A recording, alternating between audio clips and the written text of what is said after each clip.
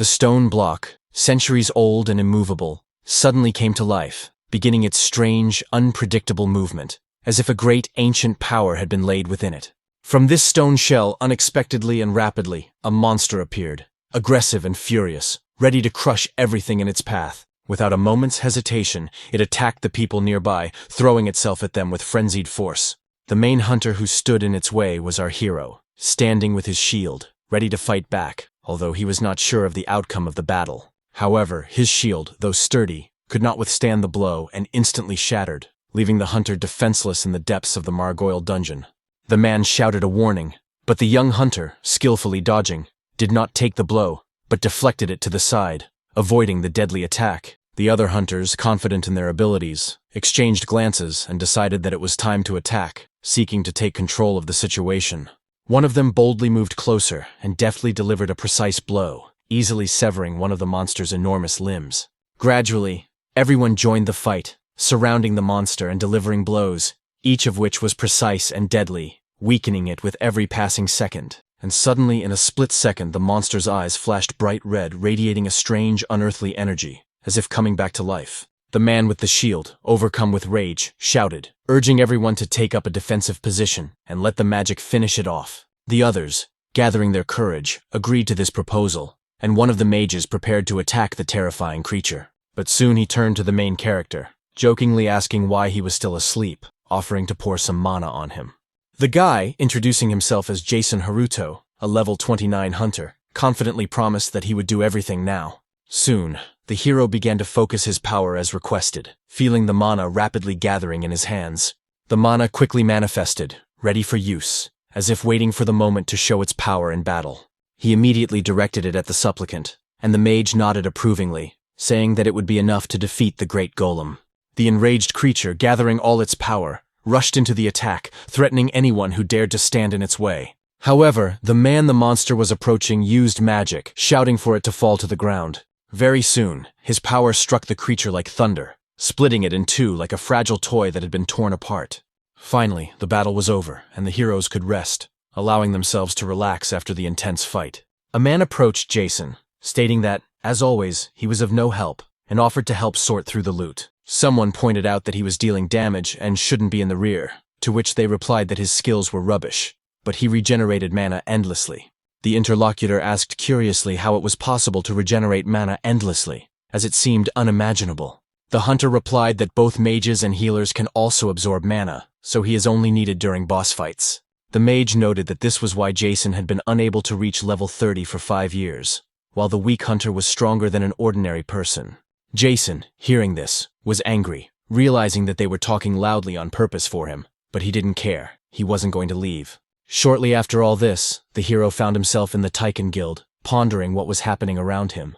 He wondered what it meant, whether he, as a hunter, had been transferred to the guild's production department. The man replied that no one wanted to take him to the dungeon because he was only level 29, and they wouldn't let him go alone. Of all his skills, Jason only had mana regeneration left, and he shouted that his mana was useful to many and that he was close to reaching level 30.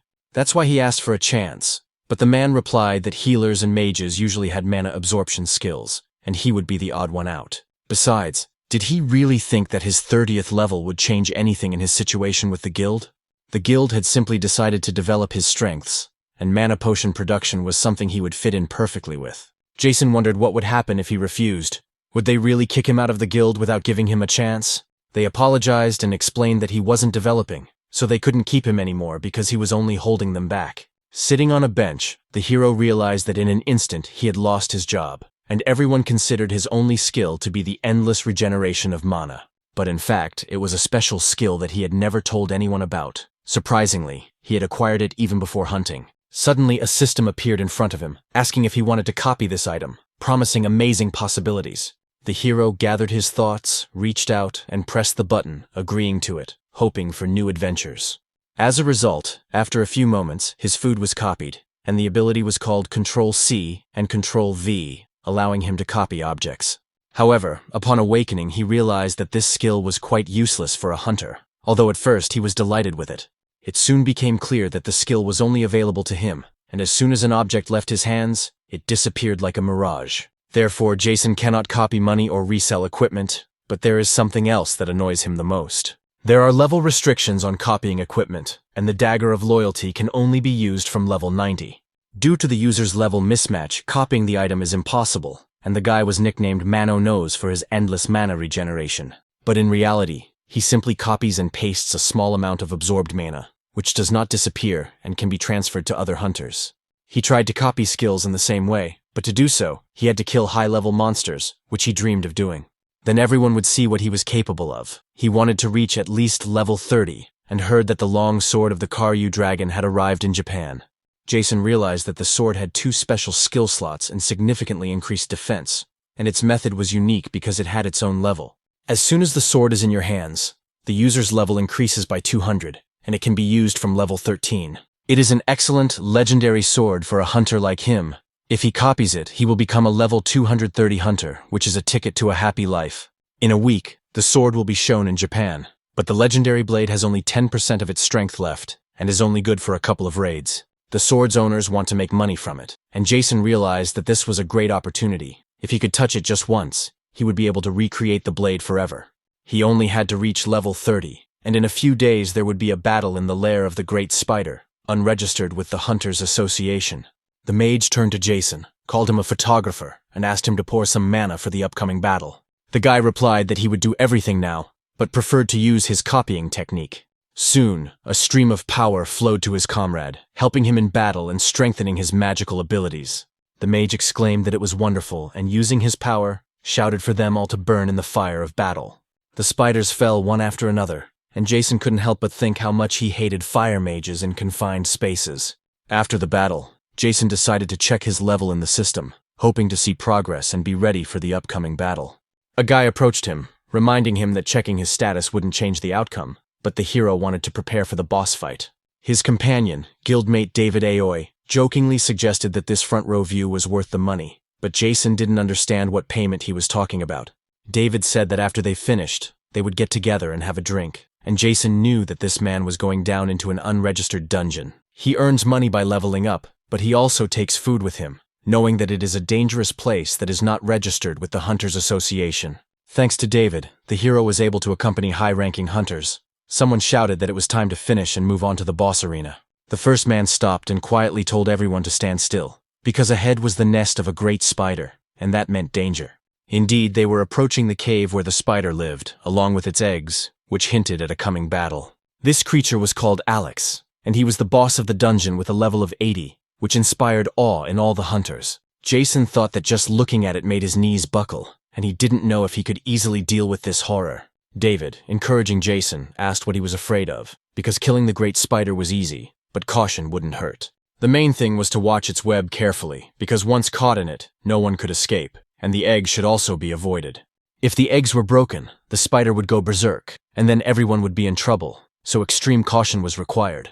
The magician, dissatisfied, shouted at Aoi, asking why he was wasting time on Mononos, as if he couldn't keep quiet. His companion apologized but reminded him that they didn't have time and that he shouldn't distract him, because they had taken him in out of the kindness of their hearts.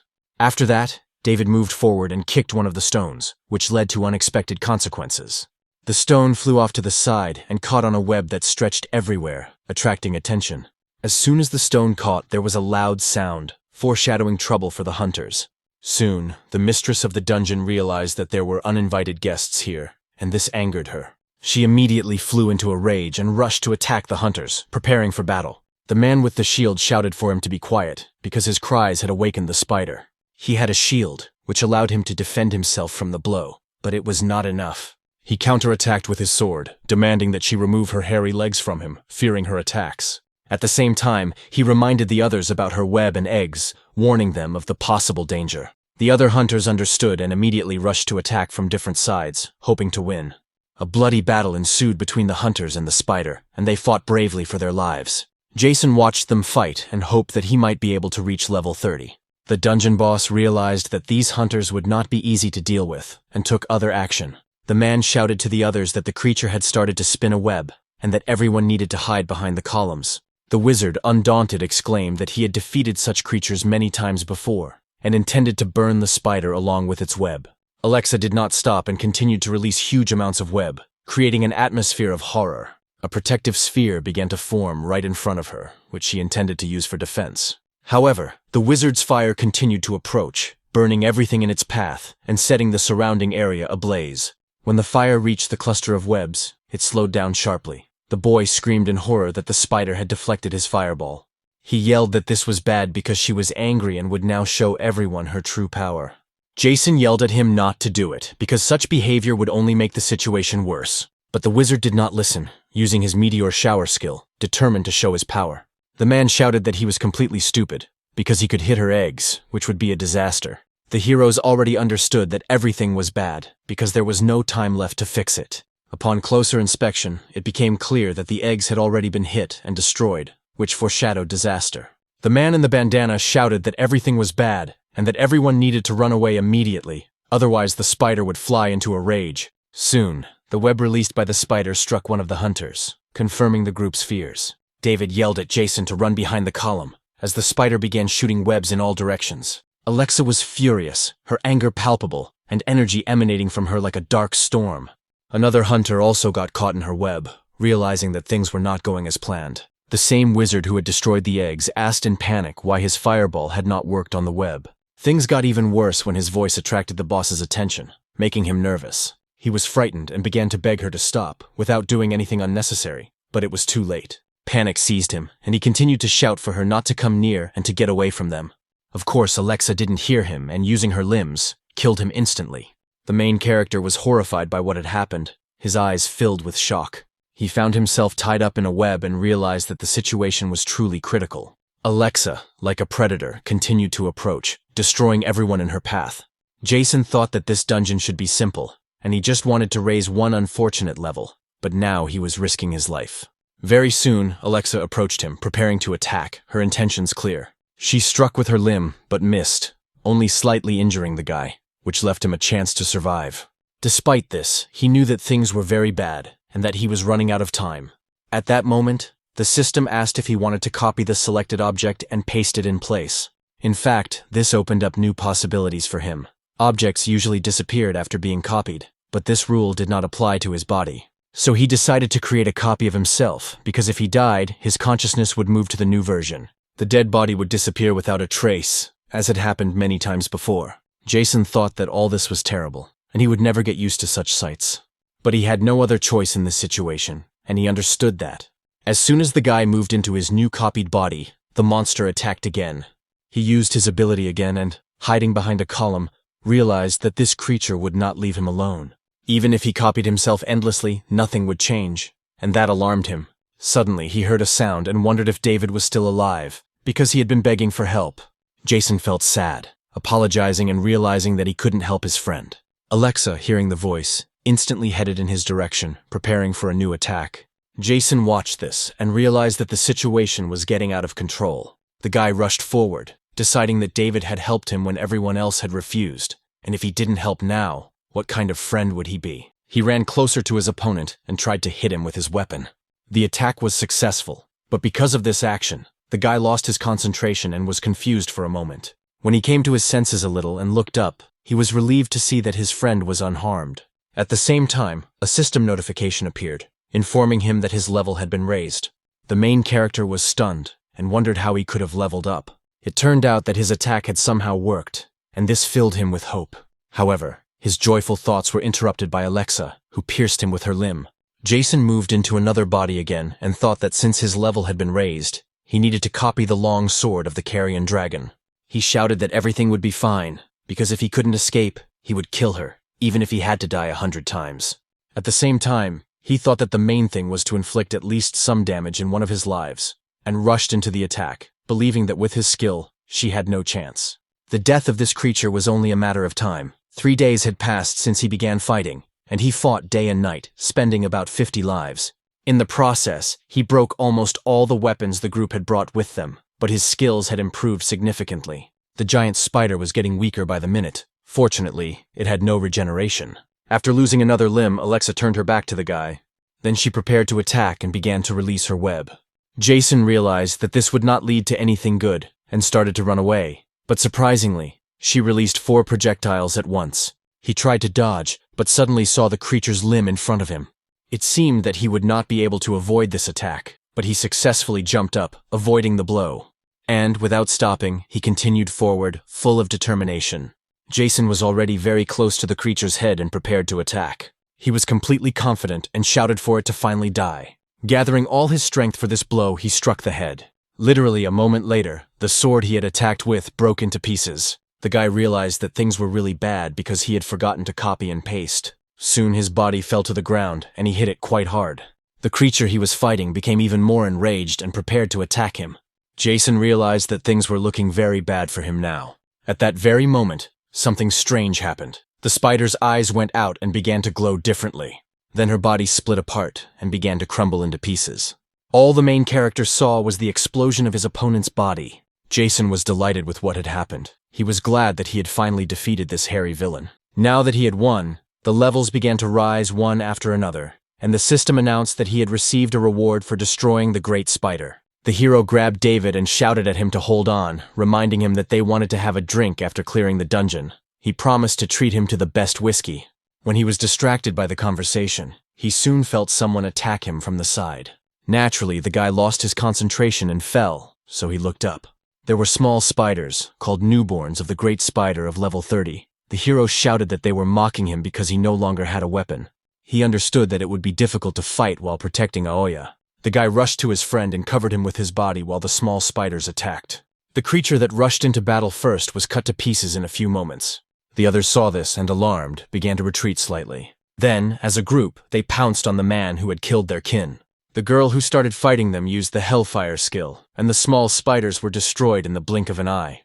The main character realized that Hellfire was the highest spell of fire magic, and there were only a few magicians in the world who could freely control it. If the guy's memory serves him right, there is only one such mage in Japan. And now we are talking about a knight who uses witchcraft, and she ranks 5th in the Japanese hunter rankings. She interrupted the guy's thoughts and asked if they were the only survivors. Jason looked at her and said regretfully that it was true. Elizabeth noticed the dead people and realized that the great spider's offspring had appeared, which meant that the eggs had hatched, and she flew into a rage. It seemed that the high-level group had been completely destroyed. Could this man really have defeated the dungeon boss, and in the company of low-level hunters, which left many questions unanswered? Soon, the main character found himself at the Japanese Hunters Association. He was in interrogation room number 2 and said that if the girl hadn't come, everything could have ended badly, and he was truly grateful to her. The head of the underground department also expressed his gratitude. The girl replied that she had simply done her job and had a free moment. All the items and reports about the giant spider had been handed over, so she said that Jason could leave now. She thought it would be nice if she could leave too, but the guy noticed that a group of high-level adventurers had bought themselves a pass. It was an unregistered dungeon, and almost all of them had died there, so would they really just let them go? Her companion asked if he really wanted to stay, because dozens, even hundreds of adventurers died every day in unregistered dungeons. They sign a declaration of consent to this risk when entering and exiting, not to mention low-level hunters. They pay bribes for illegal participation in dungeons in order to level up, and the association simply turns a blind eye to this. The desire to become stronger is natural for any hunter, even if it is illegal, but it contributes to their growth. The girl also asked if there were any more questions. Jason said he had none. Everything had been explained to him clearly, and he was grateful for that. The girl said that payment for the giant spider items they had provided should arrive in a few days. The hero thanked her, refused, and added that she had already given everything to Aoi. A few moments after saying this, he immediately disappeared from the place. His companion thought that he was clearly not an ordinary person, since he had refused a reward that was very valuable. Be that as it may, he was able to clear a high-level dungeon on his own, and the hunter Jason is definitely worth revealing. The main character, in turn, walked down the corridor and rejoiced that everything was fine with him. Then he ordered the system to open his inventory, and saw that he had a great spider rod. Since he had used his copying skill at that moment, he had a lot of rods, and Jason knew that these rods would be very useful to him. A few hours earlier, the system had informed him that he had received an item as a reward for destroying the great spider. The great spider rod has the same effects as the great spider web, exhibiting strong adhesive properties for a certain period of time when used. The available level for this ability was 40, and the hero didn't understand what it would look like, but from the description, it seemed like ordinary glue. All these deaths and all this work were for this nonsense. Perhaps it could be used as sticky tape against flies and mosquitoes, so he copied it just in case. After that, he tapped on this thing and didn't understand how to use it. Soon, something strange began to happen to it, and it began to unfold. Jason asked what the hell had happened and where it had gone, and the system reported that the great spider's rod had been absorbed by an existing skill. The guy asked in surprise what this was all about. Could this ability really be upgraded? Indeed, the system confirmed that the ability to copy an object could be improved, and the hero was surprised again. After that, the system reported that the ability to insert an object had been upgraded to a new level, and 3 skill options appeared. Jason didn't understand why they could be upgraded. Could it be related to obtaining the rod? If so, then if copying absorbed the corresponding items, it would also evolve. That was really cool. By the way, what was recently said about new options? Jason saw that the first option was an established item. It could be held for as long as desired, and the second was an object that could be inserted anywhere for a limited time. And the third option is to untie the web of the great spider. The hero thought it was a useless skill, but now he will try it for 1 minute first. A few moments later, an item appeared from the inventory. Jason realized that he had let it slip from his hands, but it didn't disappear, which was pretty damn cool. However, after the planned time had elapsed, the item began to disappear. The hero realized that it didn't disappear for a whole minute, and that was wonderful. In that case, he decided to copy as many as possible and set the timer for 30 minutes, and then do it for 100 or 1,000. At that moment, he was very happy and laughing in the Hunters Association, attracting attention. Jason thought that starting today, he was rich and could finally live like a human being. First of all, he needed to copy the sword of the Carisian dragon. 2 hours ago, a truck was speeding across the Rainbow Bridge in Tokyo. The road was quite busy, but nothing was stopping him from driving. The lead car was instructed to maintain its speed and distance, and they replied that they would maintain their current speed. George, a level 112 hunter from the International Hunters Association, turned to his companion and asked how many times the girl had been to Japan. Lucy replied that she had been twice, and that she was level 131 and a mage. The man noted that she had said that her mother was from these lands. She must be very happy to return here, he remarked. But the girl pointed out that it was her mother's homeland, not hers, so she simply didn't care. George asked if it was true that the long sword exhibition would end in Japan, and if she had applied for leave. His companion remarked that there was something she wanted to find in the Japanese dungeons, and the man said he hoped that this time she would find what she was always looking for. Lucy pointed out that it was none of his business, but that one day it would affect him too. The lead car reported that they were currently passing through the underground on Rainbow Bridge. Due to the electromagnetic waves of the underground, communication would be interrupted for only 5 minutes. George pointed out that the tunnel was directly above the sea, and wasn't that a problem? The girl replied that he was talking nonsense, because if the tunnel collapsed, it would be a disaster. The interlocutor said that someone should open the window because it was stuffy in there, and Lucy asked what was romantic about a dangerous underground passage. The man remarked that she just didn't understand, because that was the whole point. At the same time, just like on the Rainbow Bridge, an event was taking place in the office at the entrance to the dungeon.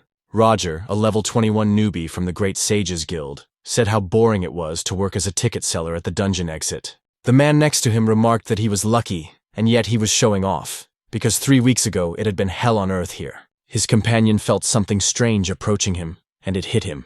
He noticed the creature and wondered what it was. After looking closely, he saw that it was a slug, and it was so cute, but he thought he had forgotten it in this dungeon. So he turned to the man and asked if slime could appear on the surface. The man looked at him and said, "Of course not." Just as he was about to add something to his statement, he suddenly heard a noise. The footsteps were so loud that the man immediately became alert and reluctantly looked back. The creature that the men saw in front of them was enormous and cast a shadow over both of them. After that, the huge troll immediately rushed to attack the people. At that moment, the main character was observing his condition and carefully examining his characteristics. Some of his skills had increased by 30 and 18 points. His class level was 4th, and his skill level was 1st. Jason said that everything was fine, because his stats had increased. He hadn't died so many times for nothing, and now he was at level 50. When a hunter reaches this level, it is easier for him to join a group, as monsters in mid-level dungeons are usually of a similar level. Except for beginner areas, experience grows faster in such dungeons, and you can get more items as rewards, sometimes even rare ones. Therefore, it was easier to level up, and to start with, the guy decided to create duplicates of the great spider's rods and try to sell them at auction. Suddenly, his thoughts were interrupted by people who were bullying others and rushing to make way. They were all in quite a hurry, and didn't understand how this dungeon could have collapsed. Jason wondered how this dungeon had collapsed, but was it really a breakthrough? the hunter shouted, asking why they had been thrown in there earlier, and the guild member replied that they said the van with the legendary sword had fallen into a trap. Therefore, a request for help was sent to the International Hunters Association. The hero wondered if it was the long sword of the Kyrian dragon. It turned out that he was surrounded by monsters because of the breakthrough, and it was all bad. Flying ships were gathering on the roof of the Hunters Association. The hunters asked to quickly request help from other guilds, their primary task being to protect the wagon with the legendary items. The man asked what kind of nonsense this was and who had given this order, to which the girl replied that she was now in charge and was the commander of their squad. It was Elizabeth who said that she was ordering them to destroy the monsters and protect the civilians, and that this was the most important task. The situation was urgent, so all questions should be left for later. The subordinate said he had no questions. Suddenly, the girl looked to the side and saw a strange situation there. A guy was trying to break through to the roof and said that he wanted to do the same, so he asked them to move aside. The commander said they were in a hurry, so she told him to get in quickly. Jason shouted for the lady to let him go with them because he also wanted to help, but those who were holding him back said he couldn't do that. The girl looked at him in surprise and asked if he was really Mr. Jason. The hero said that he would go too, and if he couldn't fight the monsters, he could evacuate the citizens, because in such a situation, any help would be useful. The commander looked at him carefully, assessing the situation, and agreed. That is why the hunters' ship soon took to the sky and headed for the scene of the incident. Elizabeth said that he had managed to save his comrade in the dungeon and from the giant spider, and now he wanted to help evacuate civilians, which was commendable. Jason smiled and thought that, in fact, he was pursuing his own goals. The man asked if it wasn't strange that only 3 weeks had passed since the Rainbow Bridge breach had been closed. The commander noted that anything could happen in their world, including another dungeon breach. And no matter how many times it happened, they would go to the epicenter every time to prevent a repeat of the disaster that had occurred 15 years ago. After these words, those present covered their mouths, and everyone remembered what had happened then. The hero thought that he remembered these events as if they had happened yesterday. It was then that simultaneous dungeon breaches occurred around the world. They call what happened an international disaster, which occurs when not enough monsters are exterminated in the dungeon. In such cases, the dungeons become overcrowded and collapse, forming a breach, and then the monsters break out, attacking peaceful residents. It was in this very chaos that the main character's parents died. He has never told anyone about this, and no one would believe him anyway. But at that moment, a supernatural creature from another dimension appeared and gave him what seemed at the time to be a curse. Naturally, the boy was very frightened when this happened. The creature called it a gift and set a time limit of 20 years. Of course, the boy doesn't know if this means the duration of his abilities or his life, but the hourglass of the curse continues to run even now. Remembering what had happened, Jason also thought about his time limit. Thoughts also came to his mind that the creature had appeared during a great catastrophe. So when it reappears, another cataclysm will occur, and there are only 5 years left until then. The boy realized that he needed to develop his abilities, become the strongest hunter, and perhaps he would be able to prevent the catastrophe and lift the curse. But to do that, he desperately needed the blade of the Kyrian dragon. Meanwhile, explosions could be heard on the Rainbow Bridge. Peaceful residents abandoned their cars and began to flee from the monsters that had appeared from the breach. Naturally, hunters arrived at the scene and tried to fight them. The boy watched and thought that there were too few of them, and that they would not be able to protect all the civilians. At that moment, a goblin appeared behind him and tried to attack him, but the man noticed it and easily killed it, cutting it into several pieces. Although the attacks on him did not stop at that moment, because there were a huge number of monsters, and they attacked. Since the guy didn't have time to react to this attack, a man from the side helped him. He turned to the young man and told him not to count crows while fighting. The young man smiled in response and expressed his gratitude. The older hunter said that if he relaxed again, he shouldn't expect any help. Roger understood that he was not shy about expressing himself and called him a sidekick. However, it was the elder who saved him from the orc, and today was the second time he had come to his rescue. Therefore, the young man was determined to repay his debt. The man noticed that he seemed to have lost a lot of blood and was feeling nauseous. Roger asked, by the way, if there was any news about reinforcements, and his interlocutor replied that due to magnetic waves in the dungeon, they could not contact them. But they surely already know about the situation and are heading there, so people should run to the beginning of the bridge. In that case, they would meet up with reinforcements faster, the guy asked. Really there? The senior replied, it doesn't matter. It's definitely better than dying here. That's why he should keep up and follow him. A huge monster attacked the van. This creature was level 190 and was called the Bear King. George asked the girl if she was sure everything would be okay, and Lucy replied that she understood his concern. But at the same time, she asked him not to worry too much, because her defensive magic was at the highest level, so even a level 400 bridge couldn't scratch it. At that very moment, the bridge they were standing on began to gradually collapse. Lucy said that things were bad, because even the strongest defensive magic couldn't protect them from this. Roger was also terrified and asked what the hell was going on. The association's ships were already very close and were preparing to land.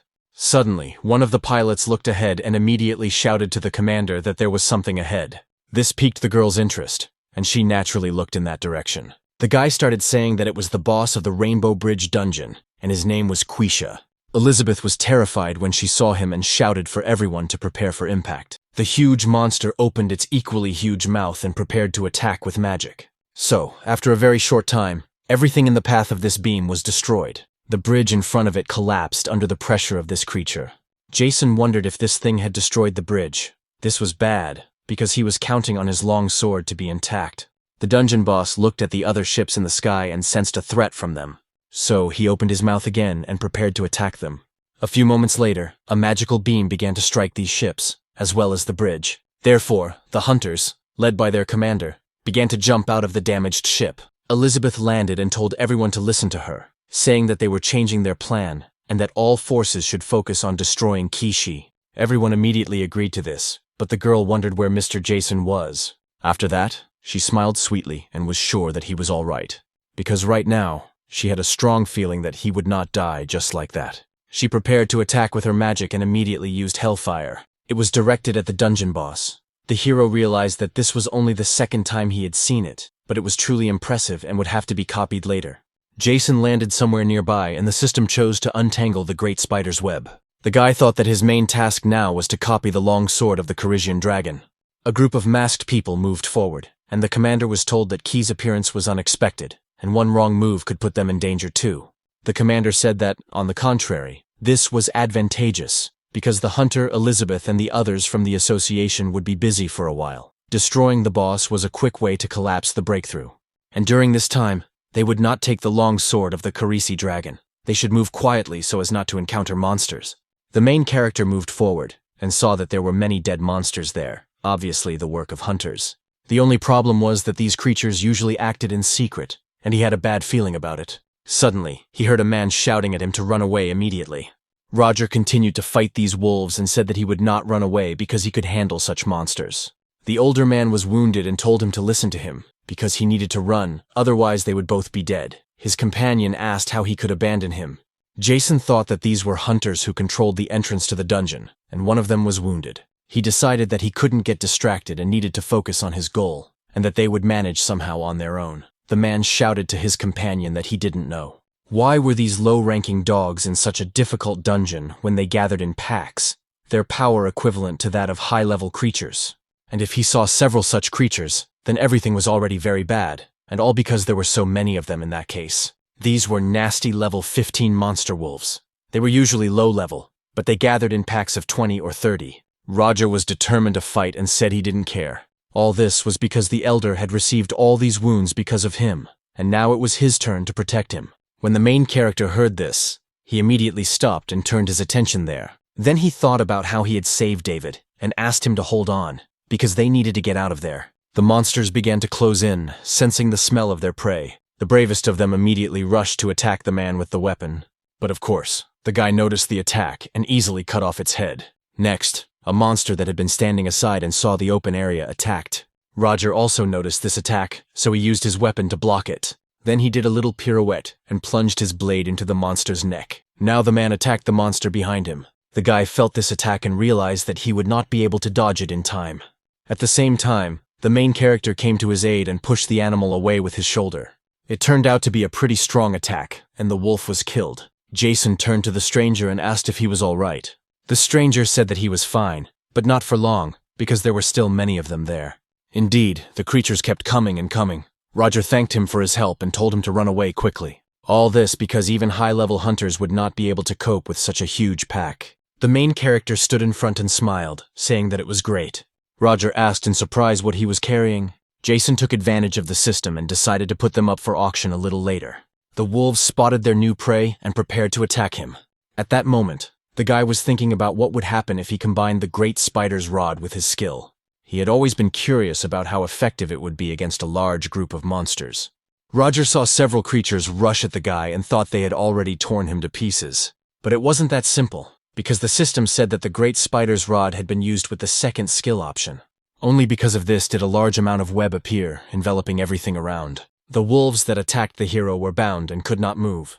All this happened to new victims who were dragged somewhere. During this experimental action, the all waves were bound together. The system informed Jason that the level had been raised, and he noticed that simple binding did not provide a significant level increase. However, as expected, the technique worked perfectly against the pack, but he needed to find a way to attack after binding them. Roger thought he had neutralized the entire pack at once. What kind of skill could this be? It must be something high level. The man thanked him for his help and asked if he was a reinforcement from the association. The guy replied that he was right and thought that they had arrived in the same helicopter, so he wasn't lying. His interlocutor said that in that case, he would like him to take his partner with him. Roger shouted that it wasn't necessary, because he wouldn't abandon him even at the cost of his own life. The older man replied that he would be safe with this person. Jason was surprised at how loyal this man was, because he shouted that he would not leave alone under any circumstances. The hero thought that in any case, in such a state, they were both in danger. It was a pity, of course, but there was no other way out, and besides, it was only a copy. So he ordered the inventory to open and took out a bottle, then handed it to him and told him to take it. The man said that it was the same thing, but the guy continued that it was a medium-level potion, and he wouldn't be able to fight, but he would definitely be able to stand on his feet. The elder asked why he was giving him such a valuable item. The hero smiled and said that his partner would definitely not return home without it. Roger was very inspired by his speech and thought how cool he was. So he expressed his immense gratitude and said that his name was Roger Satoru, and that he controlled the entrance to the dungeon, asking him to at least remember his name.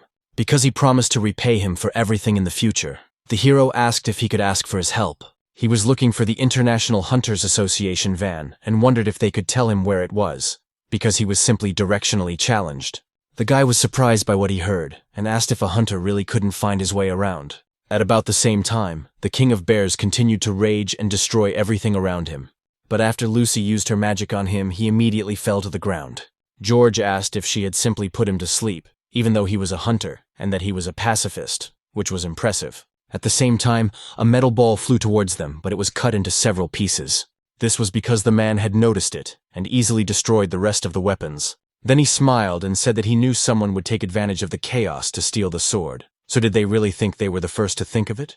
And after that, he asked these cowards to come out, and the girl saw who it was, and was very surprised. The leader of these people came out and said that their insight was simply impressive, and in that case, they would see what these people were capable of. Immediately after saying this, he rushed into the attack. The first to take the blow was George, who easily blocked the attack with his sword. When he did so, he said that they should not be underestimated, for they were the escorts of a legendary weapon. Therefore, they should not think that it would be so easy to deal with them. His opponent then began to run away, and the man shouted for him to stop and chased after him. Lucy realized it was a trap and shouted at him not to run there, but it was already too late, because the man felt that something was wrong with his body. He immediately fell to his knees and blood gushed from his mouth. His ally was worried about him and ran closer, but the man did not understand what was happening to him. Lucy shouted that they had sprayed a poison that causes damage and blocks mana absorption for a while, so if he continued to fight, it would kill him. The captain of the attackers said that this mage had good intuition, that they had underestimated them, and that this was just their usual way of working. Her companion noted that it was still a common practice to use poison against people, despite the association's ban. If that was the case, then fine. She would make them regret what they had done 100 times over, maybe even 1,000. The enemy wizard used fire and said that since the mage was unable to use mana, she was going to do it, and that she should stop singing her praises and just let her die. But the long sword would definitely belong to them, because at the moment when the man tried to attack her, his head flew off his shoulders. The attackers did not understand what was happening, and saw the animal rise. In addition to the bears, the same time came to its senses, and prepared to attack these people. Due to its enormous size and ferocity, they could do nothing against it, and therefore fell victim. The animal knocked its opponents off their feet and threw them in different directions. Then, showing them no mercy, it finished them off with its own huge limbs. The enemy captain realized that it was the girl who had done this and shouted that she was a scoundrel. It turned out that the bear was not dead, and she had only put it to sleep, so they had to retreat. The rest were already dead and torn to pieces, and the animal headed towards the other people, and the girl realized that now it was their turn. George wondered if she would just try to put it to sleep again. His companion asked if he had forgotten that she couldn't absorb mana right now, and her comrade said he knew that her pacifism would one day turn against them. It seemed that his bet had finally paid off today. The girl replied that this was indeed the case, but he didn't have to die because of his own fault. Immediately after these words, she moved forward to fight. Several magic circles appeared in her hands, which she intended to use to attack. Her partner noticed what was happening and asked what she was doing, but Lucy, in turn, did not stop and continued to run straight towards her opponent. Of course, due to the use of mana, her body was negatively affected by poison. As she had expected, absorbing mana completely blocked her abilities. The Bear King saw that his prey was heading straight for him and immediately tried to attack her. Lucy realized that there was nothing she could do, so she mentally changed in front of her partner. But what she saw before her eyes stunned her, because the hero used his skill. A web appeared in front of the bear and began to spread around. It also touched the bear's huge limbs, clinging to them. Soon, its body was almost completely enveloped in the web, which bound it. The creature couldn't understand what was happening and screamed loudly, but nothing could be done about it, and soon it fell to the ground. After what happened to it, the main character approached it and stopped near its snout. Roger said that it was just wonderful, because he had caught the king of bears in one fell swoop, and that was impressive. The hero thought that he himself was in shock, because he did not think he would succeed. The boy called Jason Sr. again and said that he was really cool. Jason asked why he called him that, since they were almost the same age. His companion pointed out that he and the man had saved his life, so he should respect and honor them both. The hero thought that now he would not be able to get rid of this man. He then turned to the conveyors and asked if they were all right, since they were from the International Association. After what had happened, Lucy was very surprised, so she stood there and said nothing. George stood up and asked if they had also come for the sword. Jason replied that this was not the case. They had come for Togo to help protect him. The man replied only that they had been attacked by a group of robbers, and why should they believe them now? The guy looked to the side and realized that these corpses had come for the long sword, but had been killed by the Bear King. But now it was unclear what to do because it seemed like he was about to attack. The man stood there with a very suspicious look on his face, staring intently at these people. Roger shouted, "Is this how you thank your saviors?" He risked his life for them, and they call him a robber. This man is a hunter from the Japanese Association. He and his senior were the controllers of this dungeon, and the hero thought he had arrived just in time. That's why all he had to do was season everything with creme fraiche sauce, so he quietly told them to open their inventory. Then he took out a medium-level potion and said that they hadn't drunk it yet, as it was something similar to their wounds, which were quite serious. He thought he would do everything he could to get the sword of the Carissian dragon, and that this investment would pay off handsomely. So he told them not to be shy and just drink the potion, so the escorts took it in their hands. Lucy looked at the mixture in her hands with considerable suspicion. Then she turned her attention to the King of the Bears, who was very angry but could do nothing about it. At the same time, the Blue Ones appeared, along with helicopters and planes from the Hunters Association. The man said that he thought the cavalry had arrived, and Roger asked if that meant they would soon be rescued. His companion replied that he wasn't sure, because something seemed wrong here. Something was happening, and these guys had a completely different task. At about the same time, Elizabeth was fighting the king of the dungeon on the bridge. Soon, she shouted to stop the attack because the creature had entered its third phase, and would be striking in all directions. It turned out that the support guild had arrived, so they needed to buy time until the evacuation of civilians was complete. The others shouted that they understood. Suddenly, someone asked her if she really thought this would stop the breakthrough into the dungeon. He then smiled and said that they hadn't seen this lady in a long time. The girl noticed the man and realized that he was Ricardo Masato, a hunter, as well as a level 503 dark mage and the future head of the guild. Elizabeth looked at him in surprise and asked what he was doing there. Her companion replied that he didn't understand why she was asking such a silly question. The girl asked if he really wanted to do what she was thinking. Indeed, the man used his magic, and a huge magic circle appeared in front of the boss of this dungeon. Elizabeth shouted to stop immediately, because if he couldn't defeat it with this spell, everything would be bad. Ricardo said that worrying about such trifles would get him nowhere. Last time, when sealing the dungeon on the Rainbow Bridge, there was an association, and she was there too. Together they had done almost everything, and this time he would not stand aside, so this was his prey, and he would take everything for himself, so he used the dark lightning skill. The girl realized what was about to happen, so she shouted to everyone else to run away from there immediately. and the power that the dark mage used had already begun to spread throughout the area and affect people. The dungeon boss was struck by this obvious force and immediately fell to the ground. As the monster fell, its body broke through the bridge, leaving a huge gap in it. The main character, in turn, managed to hold on with his hand. Then, using his strength, he climbed up and thought that it was the end for him, but everything was fine. After he came to his senses a little, he looked to the side. There he saw the other people he had knocked out with his strength, as well as the van, and thought that everything was fine, because the van was intact, and so were everyone else. Then something huge caught his attention to the side, because now he was right next to the huge boss of the dungeon. Jason was very surprised when he realized that it was Keisha. It was unclear how he got there. Was he dead, or had he been captured? At the same time, a dark mage appeared and said, "Are there really any survivors here?" It seemed that this man was a low-level hunter, which was commendable.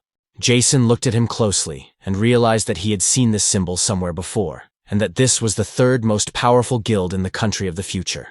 The guy said he seemed to be from a support guild, but shouldn't saving citizens and destroying monsters be his priority? The man asked what he was, saying rescue. Once, and destroying monsters is strange. Let him look. It seems that all the citizens have already been evacuated, but it seems that he can still hear someone, and it's not Keisha. As it turns out, it was the Bear King who was tied up. Ricardo touched the web and asked what it was, wondering if it was the web of a giant spider, not even knowing that it could be used that way. At that very moment, the web that bound the huge creature began to crumble. The King of Bears was destroyed with just one touch from the Dark Mage, and the hero realized that he had broken the web with a snap of his fingers. And it, in turn, was able to hold back a level 200 monster and a 25-ton truck, and even turned the bear into mincemeat. Could it be that the boss of the Rainbow Bridge dungeon was also his doing? The hero immediately turned his attention to his system, because he saw some messages. There, in turn, it said that several dozen levels had been raised, and the system also reported that it was not possible to obtain an item for defeating the Bear King. Ricardo asked what else it was. Was it the sound of a level increase?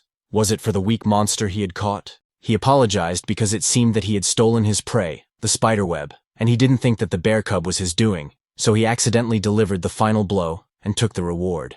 Then he threw it away and said to keep the Bear King's claws for himself. He didn't need them, so let them take them, because they didn't like to take what belonged to others. The main character looked at him coldly and then said to listen carefully. But suddenly Elizabeth appeared and asked if it was really Mr. Jason, and the guy also noticed her. The girl immediately thought about how everything would turn out the way she had imagined. Ricardo asked if they knew each other, which meant that he was also from the association, and now he understood why he didn't like him at first. Elizabeth asked what had happened, and the guy replied that it was nothing special. Then she noticed that the support team was evacuating citizens. Let the guy go with them, because if Quisha wakes up, he'll start rampaging. The hero asked if there was a way to kill him. His companion sadly said that, unfortunately, this was impossible, understanding that monster bosses activate rage when their health falls below 33%. Or else, an area attack happens instantly. In both cases, they attack in different directions, and weak mini-bosses usually only activate rage. This requires less concentration without the need to divide the battle into phases. But such strong bosses have a very large amount of health and activate 2 attacks. Therefore, their fight is divided into phases. In the third phase, Quisha, sensing a threat to his life, carries out large-scale destructive attacks capable of destroying everything around him. He is currently in the third phase and protects himself with a barrier, absorbing mana from the environment at this time, making any attacks useless. Elizabeth shouted that everything was bad because he woke up earlier than they expected. The man said it was just in time before he started unleashing massive attacks.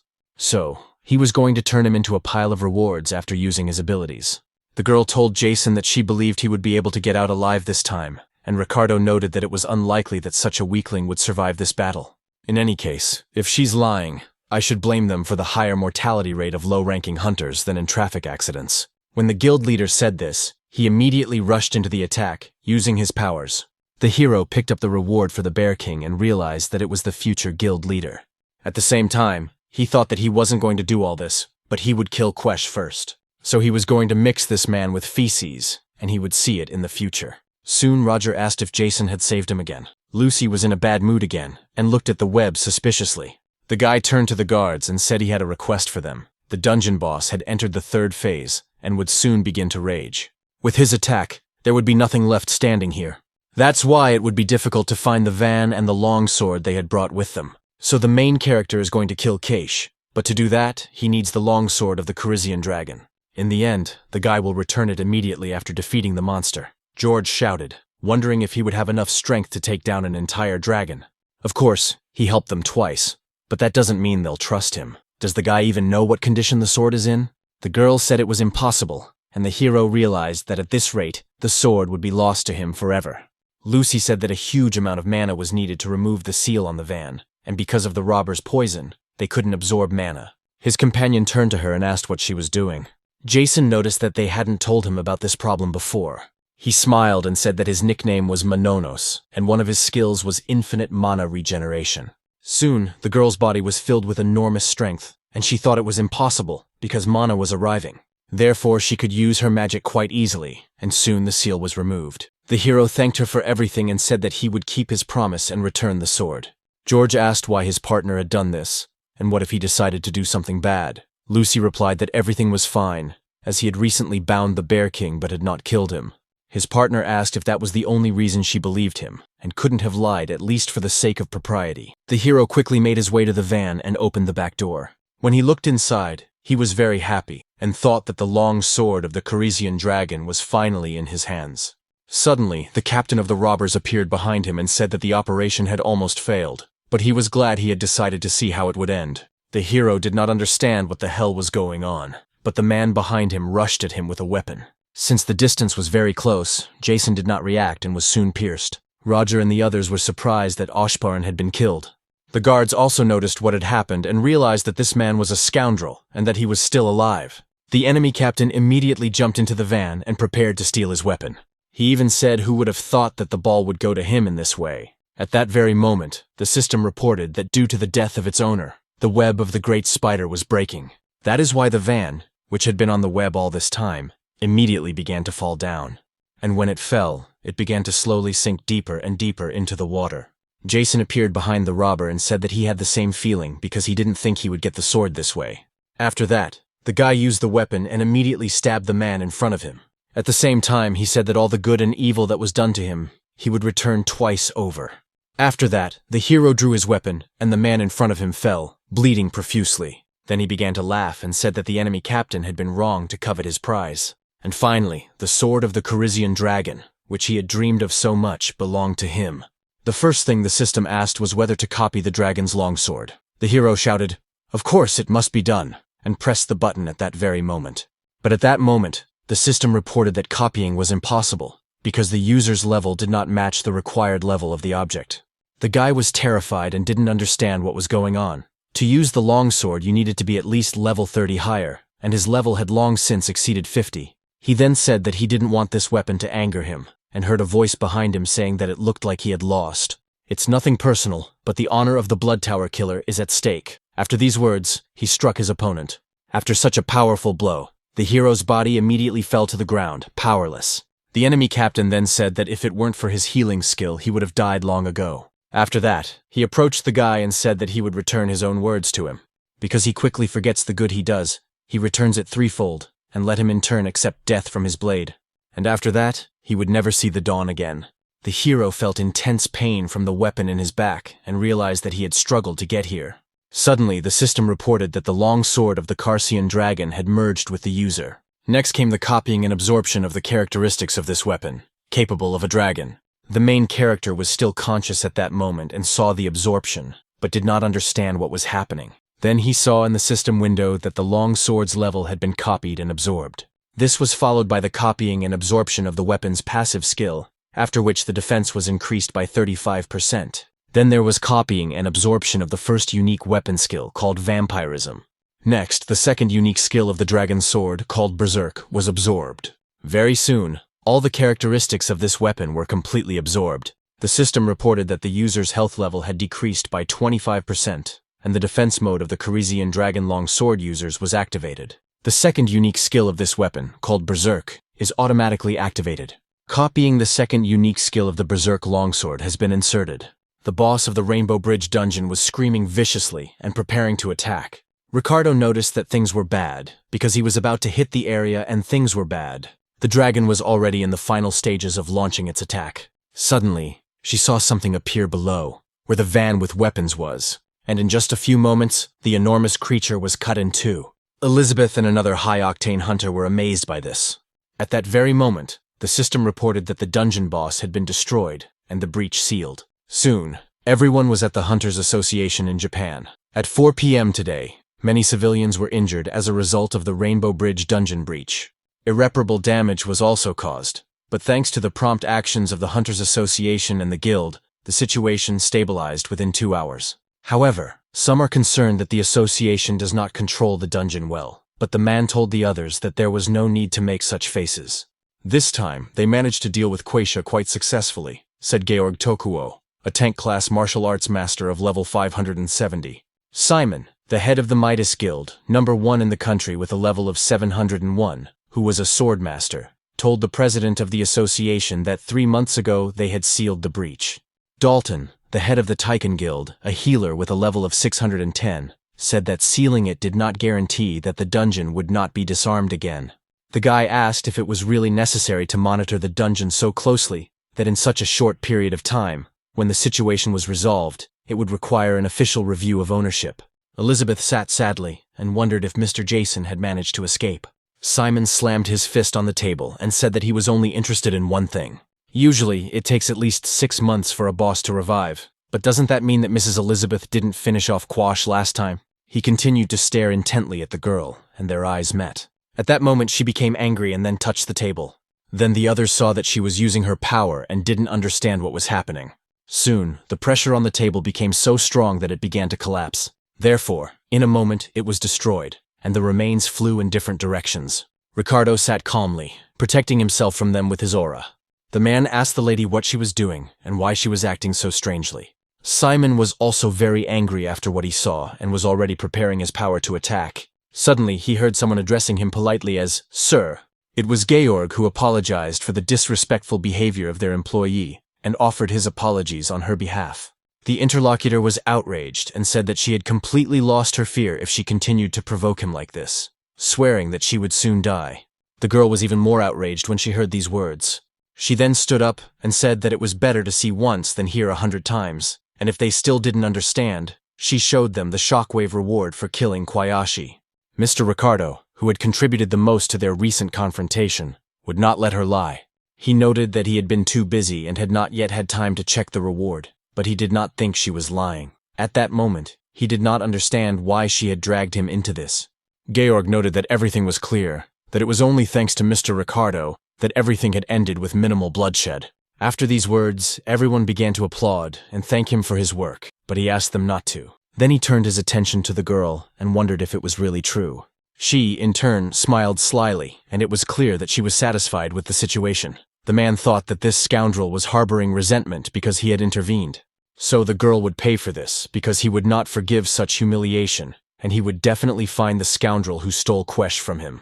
Elizabeth said she would take responsibility for finding out the cause of the subway breakdown. In addition, she would also seek accountability from the guild for the delay. Those present immediately lowered their heads, realizing that reinforcements would be a long time coming.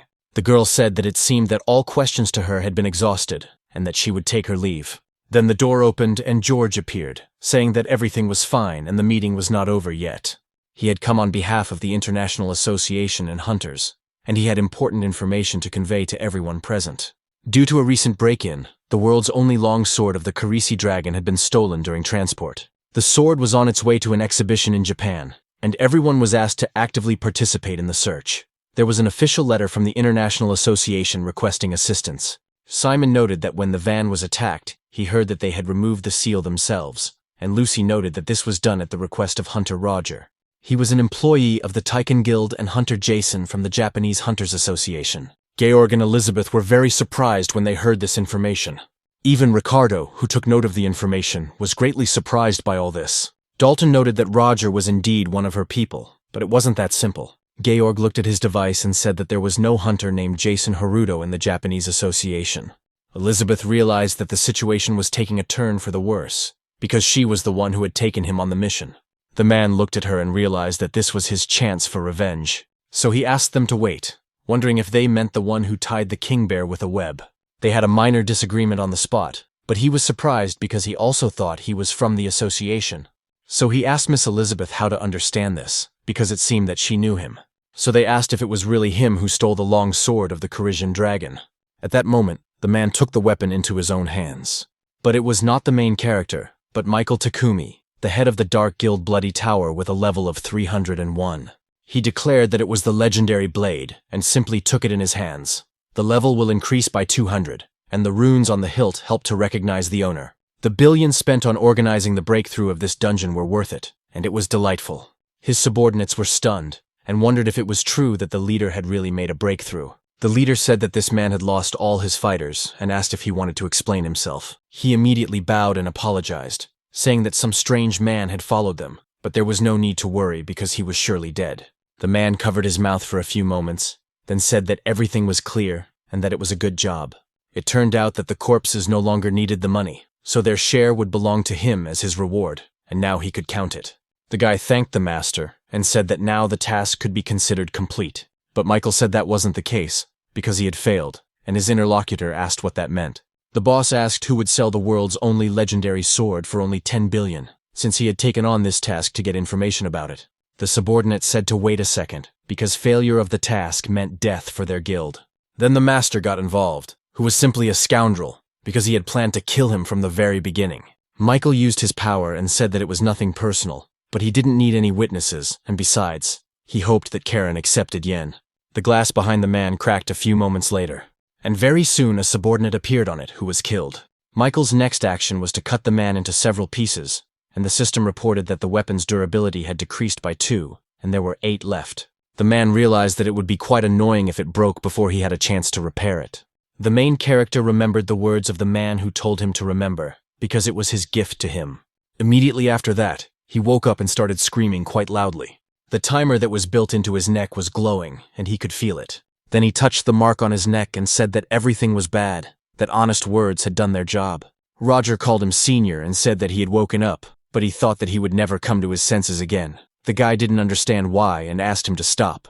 His companion said that wasn't true, that after he was wounded from the sea, a dazzling pillar of light burst forth, very bright. The man asked if he was really in the center of the Rainbow Bridge underground, and the guy replied that it was true. They were there with him, and everyone else with the elder.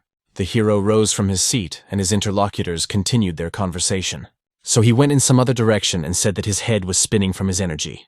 The man noticed that it was this very person who had saved his life, and Jason asked what he meant and how it had happened.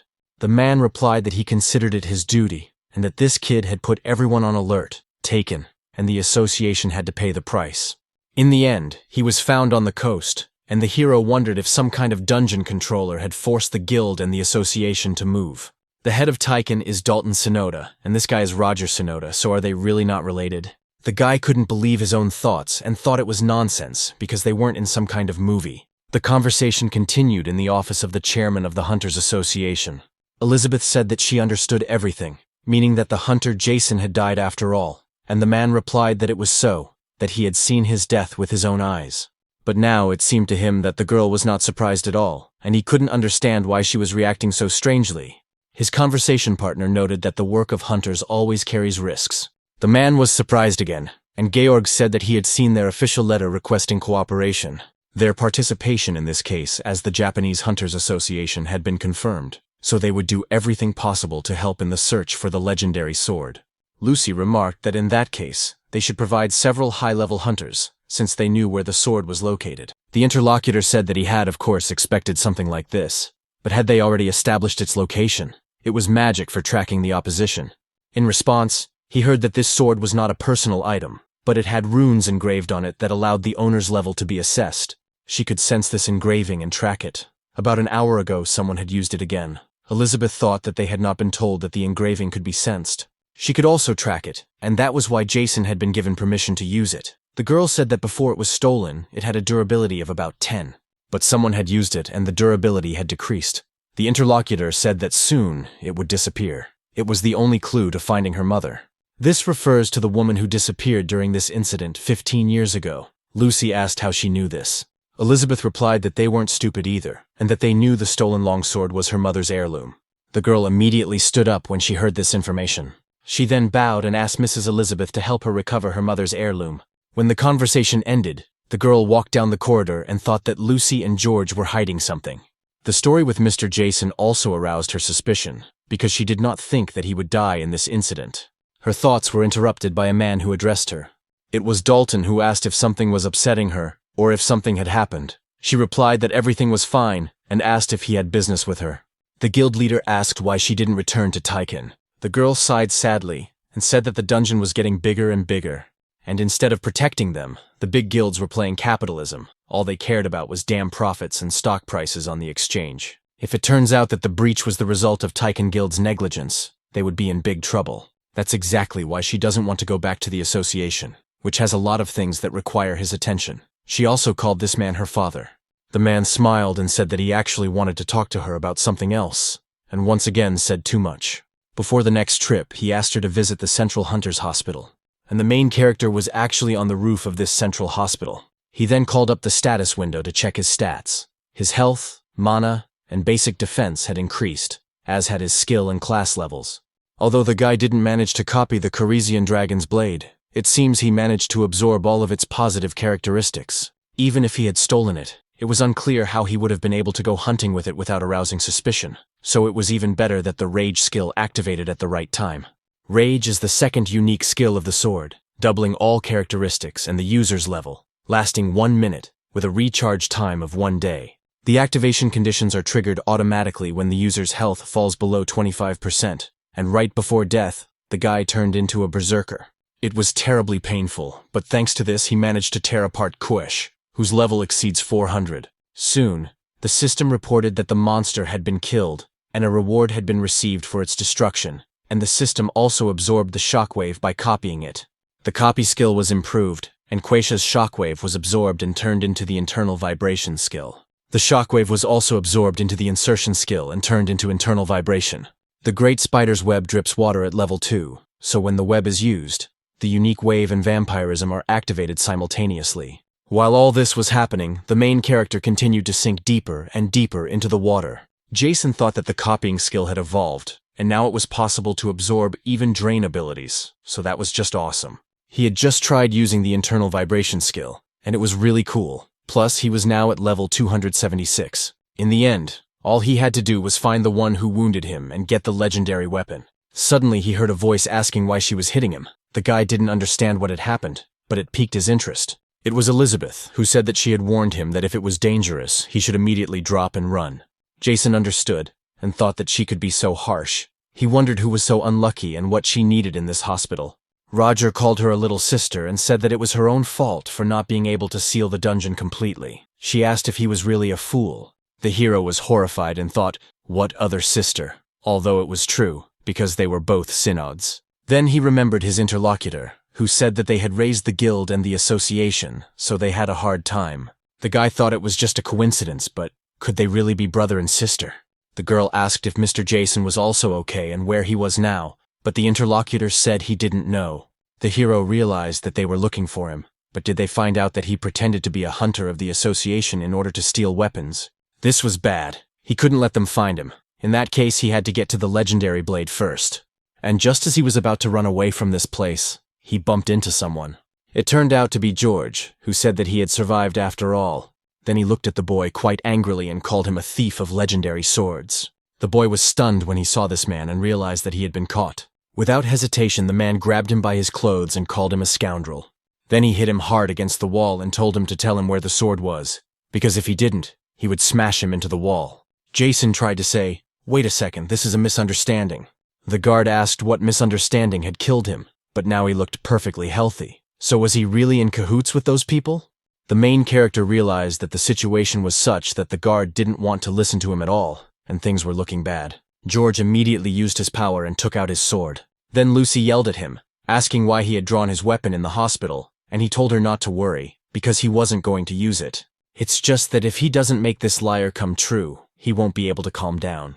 The main character thought that he really didn't want to resort to this, but there was nothing he could do, and his inner vibration ability was activated. The blade was already heading towards the guy, and he also reached out to him with his hand, but before the blade could even touch him, it began to fall apart. George saw what had happened and was shocked that his weapon had been destroyed. Roger and Elizabeth also approached, looking surprised. The girl carefully examined what had happened and wondered if it was really a shockwave from Keish, but it was unclear where it had come from in Jason. In addition, it was completely incomprehensible why his aura had changed so dramatically. The concert hall was very loud, and a fairly popular band was performing there. The band consisted of girls who were energetically moving around on stage. The crowd cheered when they heard their songs, and soon the concert came to an end. Sarah got into the car, and she was a member of the idol group IF. There, she said goodbye to the other girls and told them they had done a great job. Immediately after that, she started the engine of her car and drove away. One of the girls asked if Sarah's parents were rich, and her friend replied that how else could she explain driving such a fancy car. Another member said that it was very cool, and that she also wanted to drive a sports car like that. When the girl was almost out of the parking lot, she saw another car in front of her. She stopped quite abruptly because of this, as she almost had an accident. Fortunately, she managed to do so and avoided a collision. Angry, Sarah opened the window and shouted at the driver to ask who taught him to drive. At that moment, the driver opened the door and slowly began to get out of the car. It turned out to be Michael, the leader of the Bloody Night Guild. Her companion noticed him and realized who he was. The man approached her car and threw a case with a legendary weapon inside. Then he approached the woman and asked if the filming was over.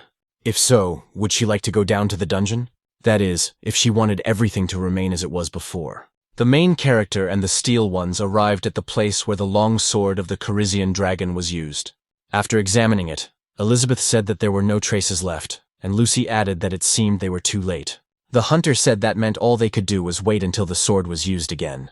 After these words, there was an awkward pause, and the girls began to think about it. Suddenly, the hero drew attention to himself and said that there was a bloody tower there, which happened at the moment when the villain was trying to kill him.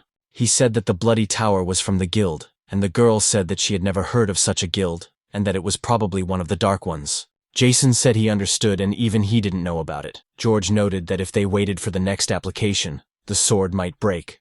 Elizabeth shouted that there was no need, because they had a lead and would now work on it, and she, in turn, knew someone who could help them.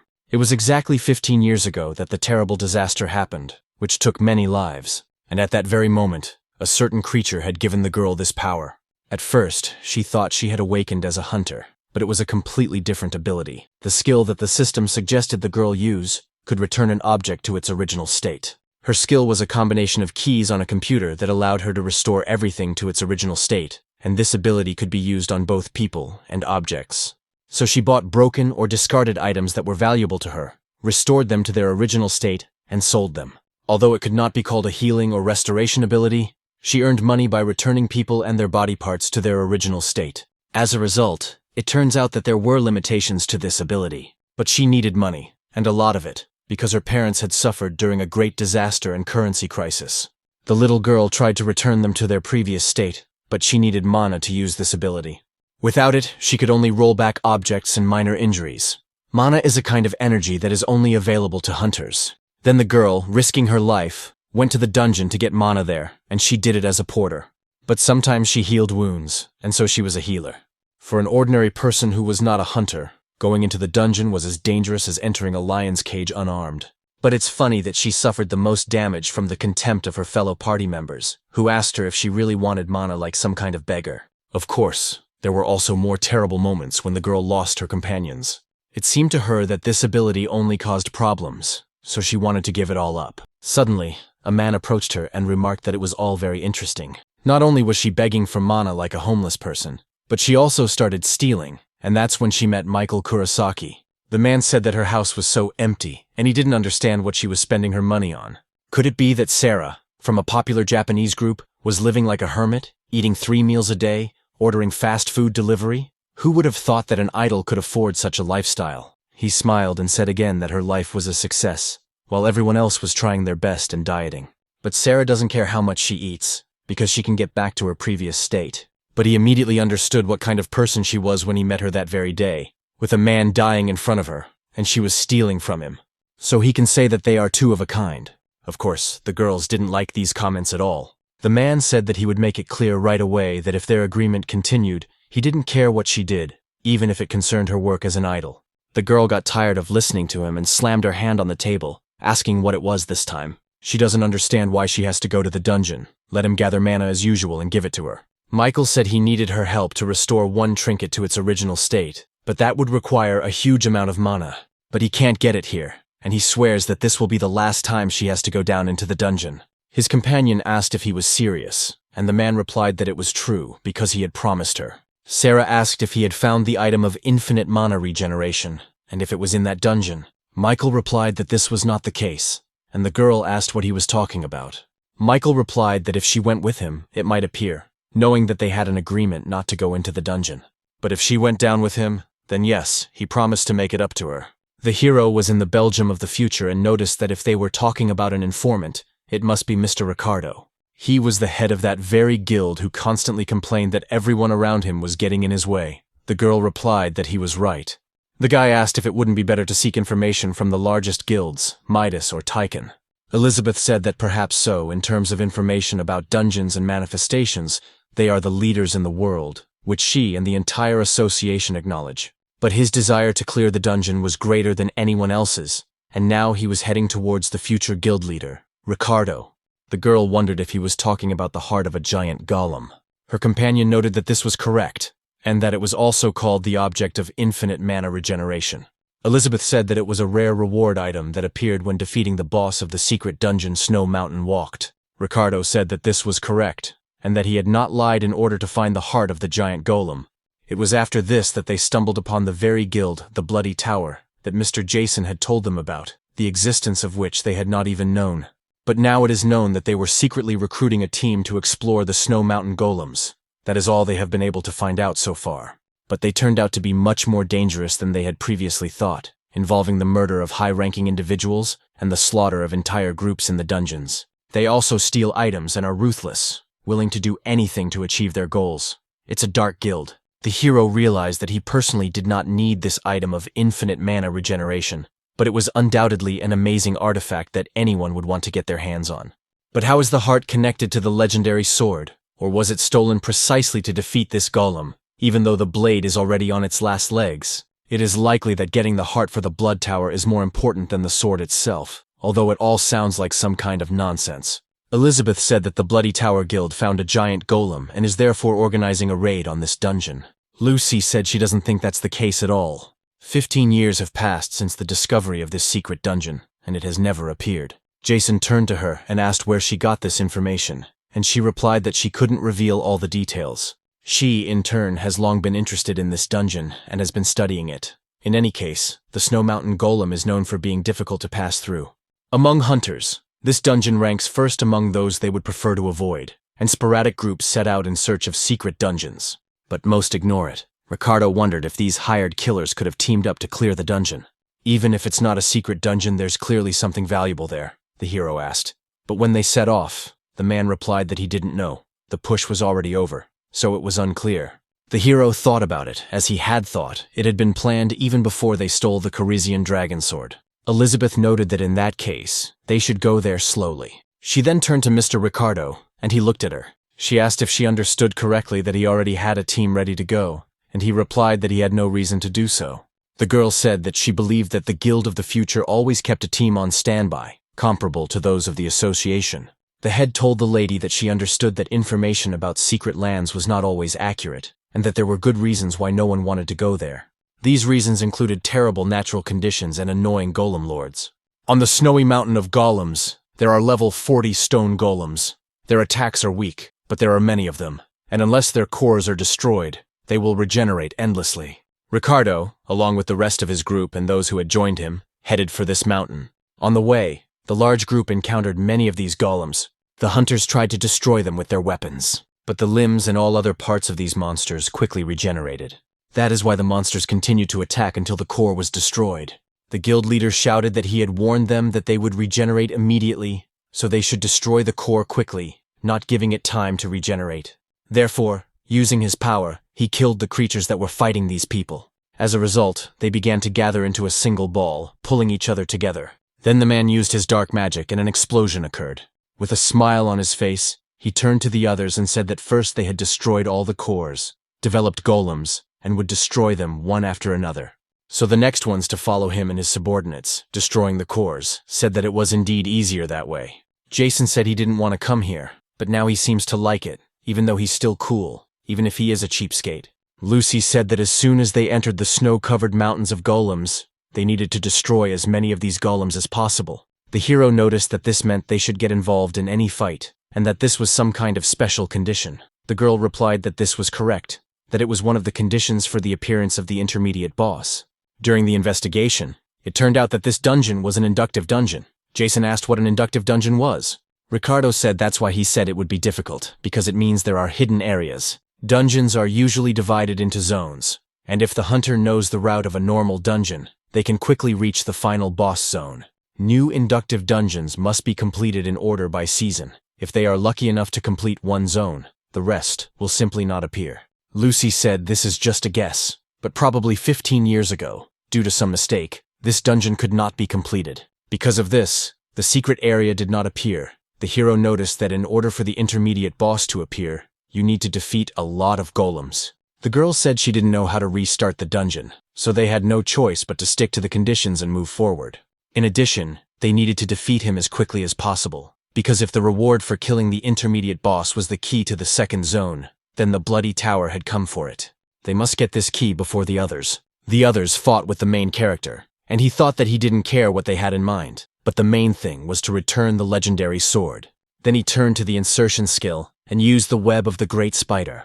Naturally, after this attack, the golem was bound, and the system reported that using the giant spider's web activated internal vibrations.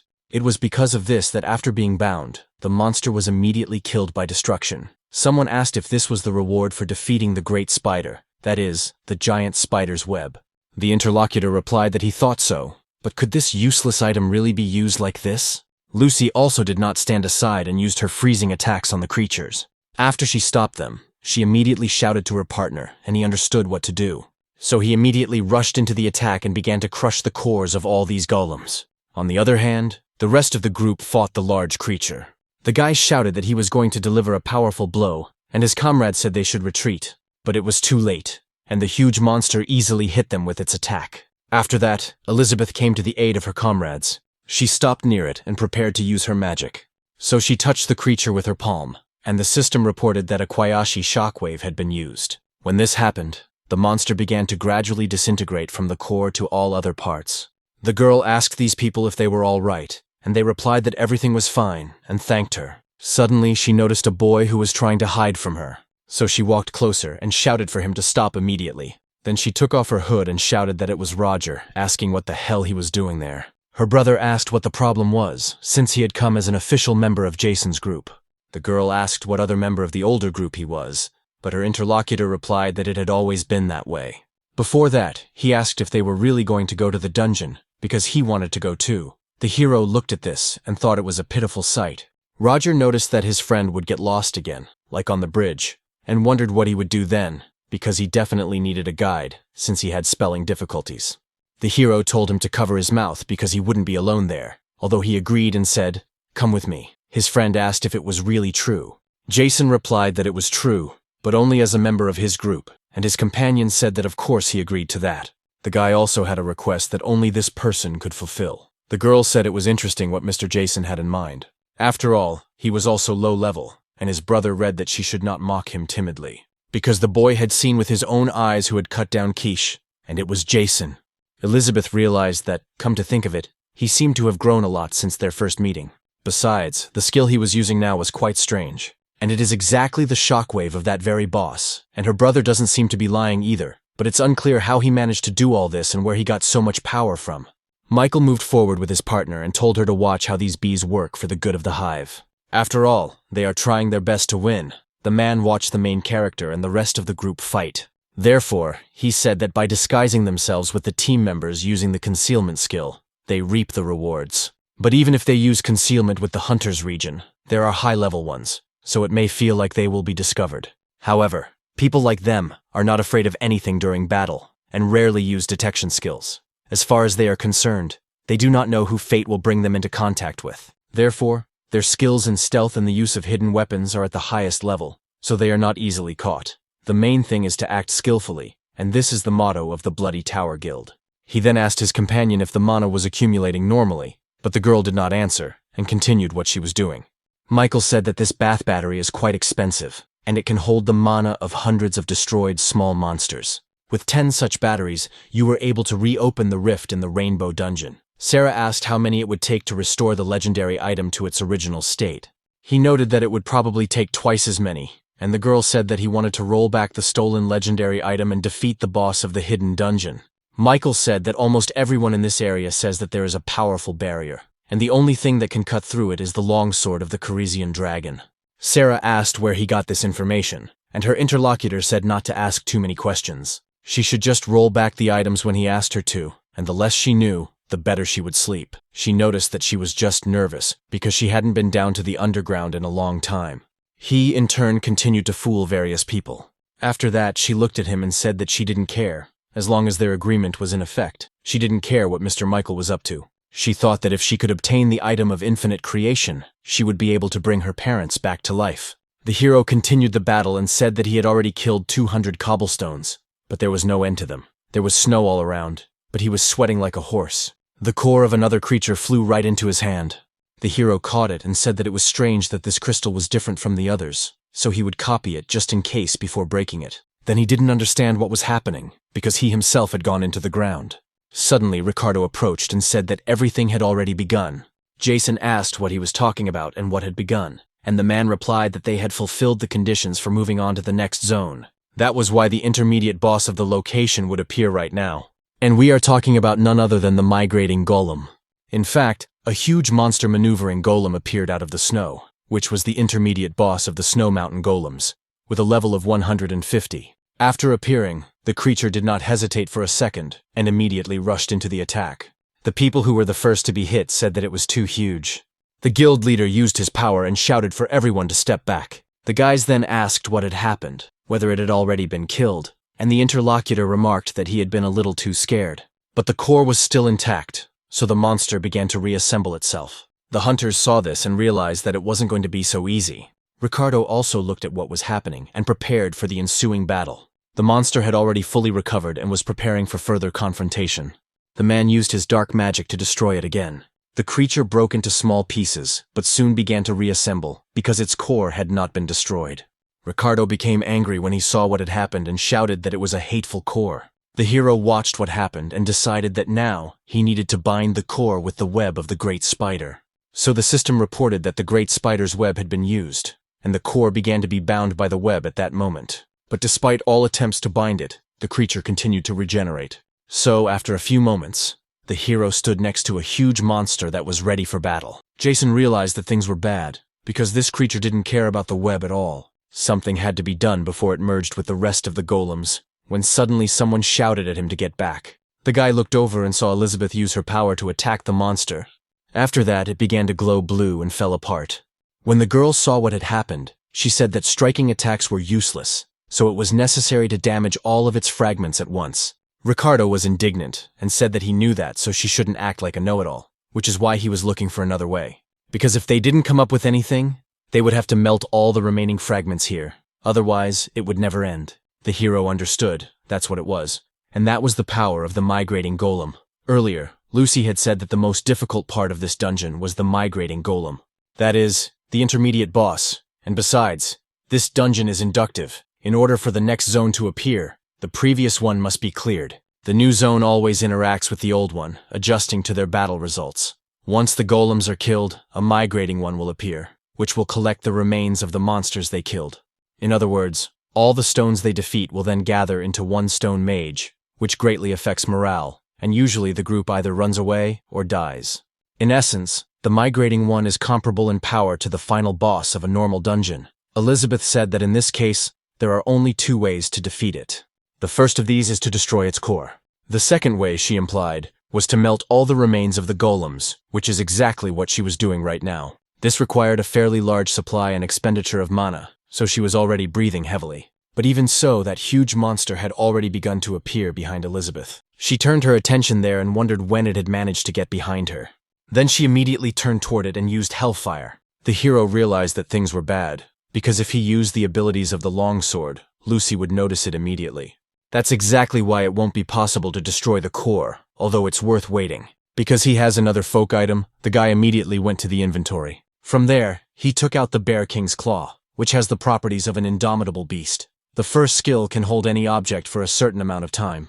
The second skill penetrates any object and also deals damage. The hero realized that this was a completely different matter, so he copied and absorbed the king bear's claw.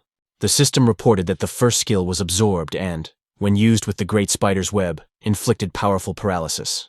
The second skill is absorbed by the insert and penetrates the target, absorbing 15% of its health and attack. The main hero saw these stats and realized that everything was fine, and hoped that it would work. Elizabeth continued to stand right next to the monster, which continued to burn with fire. George wondered if she really intended to melt all the remains of the golem. Lucy realized that no matter how strong she was, if she continued in the same vein, her mana would run out. The huge monster, in turn, continued its attempts to recover. Of course, the girl could see perfectly well what was happening and used her hellish flame, so the restored golem continued to burn with fire. Another attempt to set the creature on fire failed, so the migrating golem immediately rushed into attack.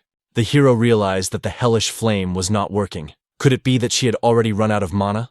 At the same time, a web began to envelop the monster. Very soon, the creature turned into a huge cocoon, and the main character stood next to it. The girl asked in surprise if he had really done all this.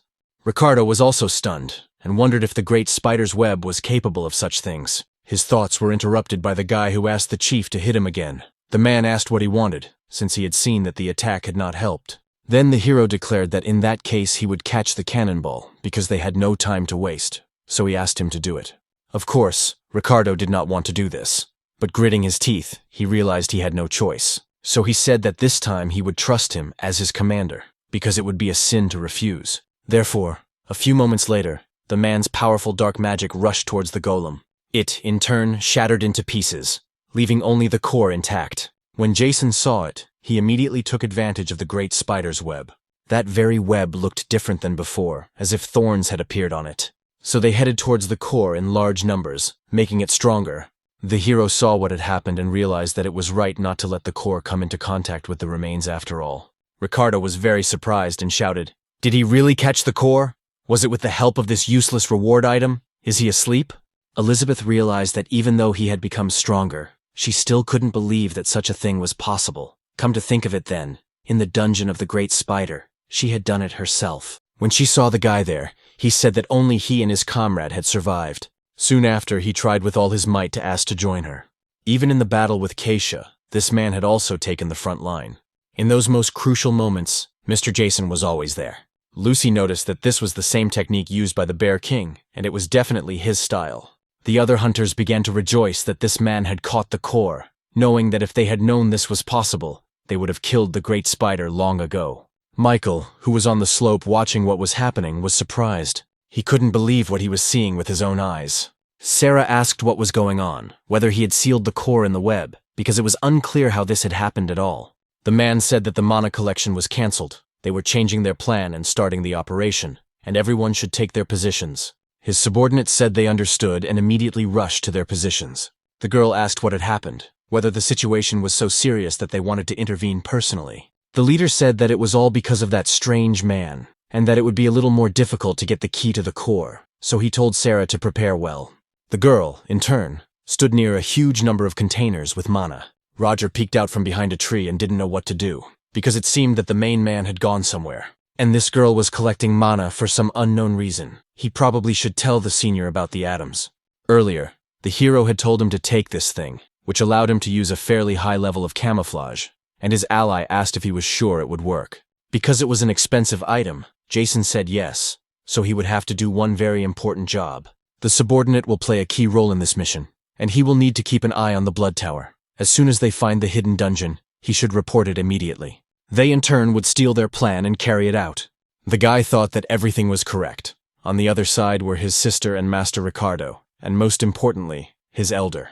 The hero asked if he should destroy him, and the man replied that he had caught him, so it was his reward. The girl replied that this was a valid point. Jason said that if no one objected, then he would do it. He felt an unusual feeling in his heart when people treated him as if he were not trash. The guy had already copied the core, so it could be safely destroyed. He touched it with his weapon, and after a few moments the core shattered into pieces, and the system reported that the migrating golem had been defeated. Following this, the system began to report that the level had been increased several dozen times. The main character also received a reward for destroying the core of the migrating golem. This reward was the key to the sealed heart, which could be used to open a hidden door where the heart of the giant golem was sealed. Jason immediately materialized that very key in his hand. He then joyfully raised it up and said that he had received the key to the hidden area. George said she couldn't believe her eyes, wondering what it would be like to get one step closer to solving another mystery, while Lucy said it was pointless to count your chickens before they hatched. The main character saw how happy everyone was and was a little surprised by this. He then turned to the system window and checked his status, where he could see that his stats had increased, and with the effect of the sword, he was now at level 285. Just a little more, and he would reach level 300, and then he would finally be able to level up on his own. Ricardo noticed how the guy was rejoicing for some unknown reason. He went on to say that this man was so happy about the victory, even though it was only an intermediate boss, and the girl noted that he had made them both sweat. The guild leader said that he hadn't even broken a sweat and was excited. Suddenly, his speech was interrupted by a strange sound and stones flying from the side. Everyone else also saw what was happening and immediately became very alert. Some kind of pillars with sharp tips appeared around the perimeter. People said that it was a mine designed for large monsters. Ricardo turned to everyone and shouted, "Follow me!" They all ran after him into the barrier. The hunters tried to do so, but it was already too late. So, just a few moments later, there was a very powerful explosion at that very spot. After it was over, people's bodies were scattered around. Michael walked over and said that it was really powerful, considering the cost. It's not for nothing that they say money can do anything, especially if you forget about your conscience. He came closer and said that it was all really too easy. And that's what it means when a person acts so skillfully. Suddenly, he heard a voice shouting that he had finally found him. It was the main character who had used the great spider's web, and it had been untangled. He jumped from above and shouted, standing behind the long sword of the Carizian dragon. So let him return this property to him right now. When Jason approached, he felt something strange and blood gushed from his mouth. The man said that the boy was able to avoid the explosion with the help of the web, but that was not the only trap he had set. It was because of this young man that his plan almost failed completely. That's why he drove his blade into the boy's body and threw him hard in the other direction. Elizabeth was nearby and immediately began to worry about Jason. Then she turned to the system and used the Hell Blaster skill. Lucy yelled at her to stop. George tried to stop her and shouted not to go there, otherwise she would get hit too. A large stream of flame, in turn, headed towards the opponent. It was so powerful that it destroyed everything in front of it, even rocks. After using this skill, blood immediately gushed from the girl's mouth. Her strength began to gradually leave her, so she fell to her knees, holding on to her own weapon. Ricardo shouted that something terrible had happened because healing skills needed to be used urgently. But Lucy declared that the guild leader said that under no circumstances should mana be used here, as toxic gas had been sprayed, which blocked the absorption of mana. It also causes damage when the ability is used, and it was probably released at the same time as the explosion of that column. It was a sophisticated and malicious weapon. It is used to paralyze the movement of high-level hunters, but why are they using such a dangerous thing? The main character appeared from some kind of dark liquid, and was not in the best condition. This magic was used by Michael, who appeared out of nowhere and said he was an amateur. Ricardo saw what happened and shouted that it was unbelievable, because this skill was familiar. Because it was the very forbidden technique that they were supposed to have destroyed in the past, moving in the shadows is considered the highest level of hidden techniques. Therefore, it is completely unclear how he was able to use it at all. The man turned his attention to the main character and saw the key to the golem's heart there. Without a moment's hesitation, he immediately headed for the object and picked it up, taking it into his hands. As a result, the system reported that the key to the sealed heart had been transferred to its current owner, and Michael said that the goal had been achieved. But even so, there was still one thing left to do, and he grabbed the main character. At the same time, he declared that this man must be killed right here. Jason replied that he had been thinking about that too, and his interlocutor asked if he was really conscious. The hero smiled and said that this was his luck, because the one who stole the longsword turned out to be such an insignificant scoundrel. The web that the guy had used immediately began to wrap around his opponent. The man's body continued to be wrapped again and again, and the Spider King's threads were disabled. As a result of this action, the same spikes that were in the previous attack appeared. The subordinates asked the master what was going on, because that was the skill that had been used to defeat the golem, and perhaps they should run away too. The guy said that his mistake was that he dared to touch his longsword. Soon, he said not to go, and the Spider Kings were disabled. But when he looked at that very spot, he was very surprised. All because there was no one where the man should have been. Michael used his power and said that he almost panicked, because it was his first time using such a skill. But if there had been no shadow inside, he would have simply died. so he didn't think that such a pathetic skill could almost kill him, but now he understood everything. All those high-level hunters he had killed before, why did they have such helpless expressions on their faces at the moment of death? But today, this guy would die here too. The hero asked if he knew his name, because his name was Mana Absorber because he shared mana with his comrades, and he tried to transfer it over a distance for the first time, and it worked. His opponent asked what he was talking about, and he was told that he would end here and now. Ricardo said he didn't know what was happening, but he felt a surge of mana, and it was just in time. He would put an end to the Blood Tower Guild right now. So he immediately used his dark magic, and a magic circle appeared in his anger. Michael was very surprised, and realized that this was Ricardo's dark lightning, the opposite skill of his shadow movement, and he would not be able to escape, so this was bad. So he yelled at Sarah to do everything right now and put everything back in its place. The girl said she understood everything and immediately began to use her power. Only because of this novel did huge amounts of it begin to be released from the containers. The subordinate used her skill, and it was said that the dungeon would be returned to its original state and reset. Those present were surprised and did not understand what the hell was going on, and in general, what kind of strange wind was appearing here. Someone said that it was a very unusual wind, and that the fragments of the golem were moving with it. So were they really coming back together again? Elizabeth noticed what was happening and shouted that this couldn't be. Ricardo was also very surprised, asking if the dungeon had been reset to its initial state. He made this judgment only because a huge number of small golems appeared, which they fought against, and they did not stand aside, but immediately rushed to attack the people they saw in front of them. The man used his enclosure and realized that everything was bad, because it was all due to the useless poison that blocked mana absorption. Therefore, he had to protect everyone with a magical barrier, but that meant he couldn't attack the golems, and at this rate they wouldn't last long. He had to come up with something. Suddenly, he looked to the side and was very surprised to see Elizabeth there. Without a moment's hesitation, the girl used her power, and the golems were destroyed one after another. The man asked the girl how she did it, and she asked if he hadn't heard Mr. Jason.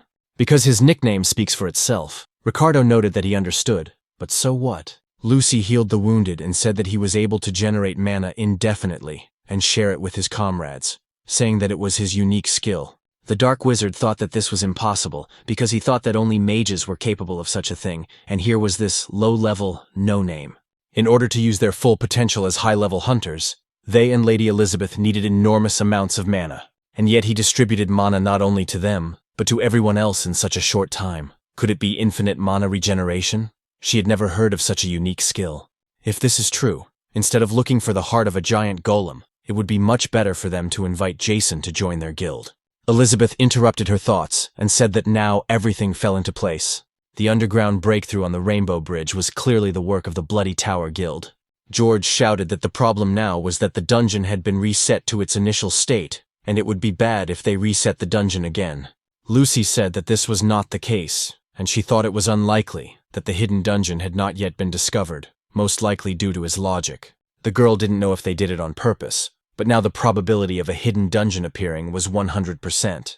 Elizabeth noticed, however, that something still didn't add up, and it had to do with the golems that appeared after the reset, because there were clearly fewer of these stone creatures than there had been at the beginning. Ricardo said that the debris they melted probably couldn't be restored, but in any case, they couldn't waste time on nosebleeds. They had to catch up with the scoundrels. The girl wondered if they really used the same method as in the breakthrough on the Rainbow Bridge, but it couldn't be. It was just unbelievable. The man wondered how Jason was doing, hoping that those scoundrels hadn't been able to kill him. On the rocky terrain, there was a ball made entirely of cobwebs. After that, the main character ordered the great spider's web to be torn apart and freed himself. At the same time, he felt that it was very painful at that moment, and realized that the man he was fighting was just a scoundrel.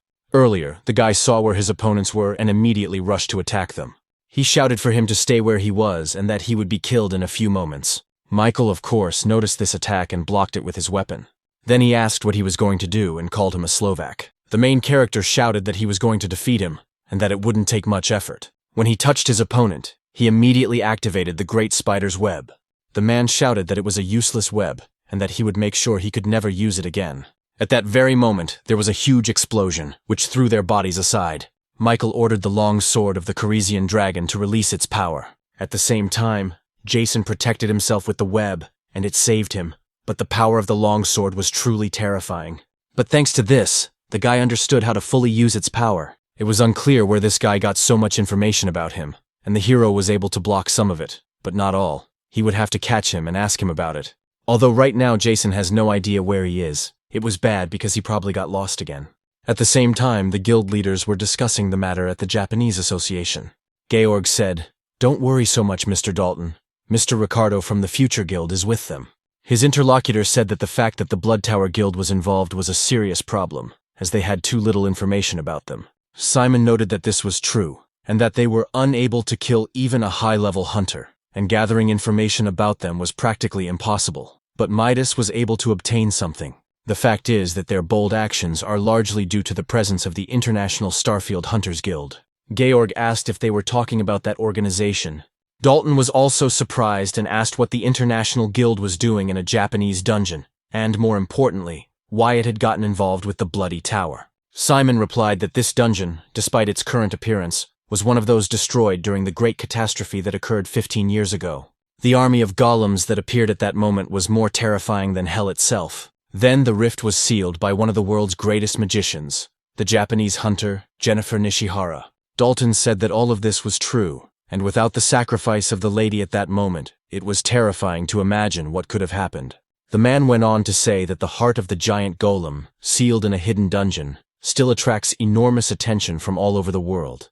Both organizations are willing to do anything to achieve their goals, so it is quite possible that they have joined forces to pass through the Snow Mountain Golem dungeon. In addition, Lucy is the daughter of this woman, Dalton said. They know about it. So in addition to the task of returning the long sword, they need to investigate the death. Simon said that Ms. Jennifer has not been declared dead, and his interlocutor asked if he was saying that all the hunters who disappeared in that dungeon have not been found. Each of them has been declared dead, and when asked if they think she is still alive, the interlocutor noted that there is a surviving witness who returned from that dungeon 5 years ago. That man claims to have seen Ms. Jennifer, but Georg said that couldn't be true. Simon went on to say that due to Starfield's secrecy, only part of the information was available to them, but the fact that there was a hidden dungeon made it even more interesting. Suddenly, a subordinate ran into the room and shouted to the chairman that he had an urgent report. The man asked what had happened, because he had an important meeting right now. The guy shouted that there had been a breakthrough in the underground passage just recently. The guard standing at the entrance to the underground area contacted the others and told them that a breach had occurred. But it was the dungeon in the center of the city that had collapsed, and golems had appeared, so there was panic and chaos all around. Simon realized that it was the same dungeon we had been exploring in the Snowy Mountain, so had it really collapsed while we were passing through? It was unclear what the hell was going on there. Michael and the rest of his guild were moving forward, but it was difficult for him. Sarah asked if there were any problems with the passage, because it was the first time she had seen him so badly injured, so she wanted to make sure they were going in the right direction. The man turned his attention to her and asked why she didn't check it herself. He then told her to look carefully, and she did. Right in front of them was a bridge that led to the mountain, and it was the very same hidden dungeon. Sarah was surprised, and wondered if she would be able to get the heart and the Ganese golem after all. The Bloody Tower group immediately headed across the bridge to the new dungeon. Roger followed them, using his invisibility. He did not lose sight of these people and slowly followed them. And finally, he also saw the passage to the secret dungeon that had appeared there. When the guy saw it, he thought, could this be the hidden area? The subordinates of the leader were the first to move forward to scout. Suddenly, one of them touched something strange that burned his hand. So he immediately turned to the leader and shouted that there was something there, and the man replied that it was a barrier. Of course, the Starfield group had warned him about it. There it was, 5 years ago, sealed by the great magician and strongest hunter, Jennifer. Behind this barrier lay the heart of the giant golem from the hidden zone. Michael told the others that it was time to begin, and that they should prepare to destroy the barrier. They should also keep a close eye on the perimeter, so his subordinates rushed to their positions. The man told Sarah that his sword needed to be restored right away. Suddenly, he noticed that they should wait a few moments because he sensed some kind of rat. The girl looked away, and did not understand what this man was talking about. The chief pointed at Roger, and said that he was a scoundrel who dared to use stealth against the Bloody Tower. The guy immediately became alert and did not understand what he should do. Michael, without pausing for a second, rushed into the attack and told him to die immediately. It was a ferocious rabbit, a Snow Mountain rabbit that lived near the hidden area, a level 30 monster that was constantly hungry and aggressive. Defeating it would yield a magic stone, so the man rushed into the attack and said that it turned out there were other monsters here besides golems. A tiny golem was not far from the scene. When the ferocious rabbit was killed, the magic stone flew away. The little creature saw this and immediately ran over to pick up the stone. Then it stopped and looked intently at the man, as if asking him something. There was the main character, who noticed that it was asking if it could eat the magic stone, and if so, what it would do. The small creature ate it without hesitation, but the hero was happy, because he had already copied it anyway. He could never have imagined that a dramatic golem could have such skills. With its help, one could create a golem if one invested in mana. The first skill can be used to create a first-level golem according to one's own imagination, and the second skill can be used to create and modify the armor of a first-level golem. The third skill allows you to share your senses of sight and hearing with the golem you create, and as the level increases, the distance at which you can share your senses increases. The hero realized that the copying itself was successful, but it was a pity that he couldn't absorb the skills, although it was a cool thing, and if the guy made more cores, he would have an army of golems. This means that he doesn't need a guild to protect the dungeons. The Snow Mountain Golem can grow to level 10, and its form can be freely transformed. It can also share its feelings with its owner. The hero thought that if it was so big at the first level, what would it be like at the 10th? Although if the golem grows into a huge pile, it will be very inconvenient. Suddenly, the guy saw his ward break away and rush to attack a person.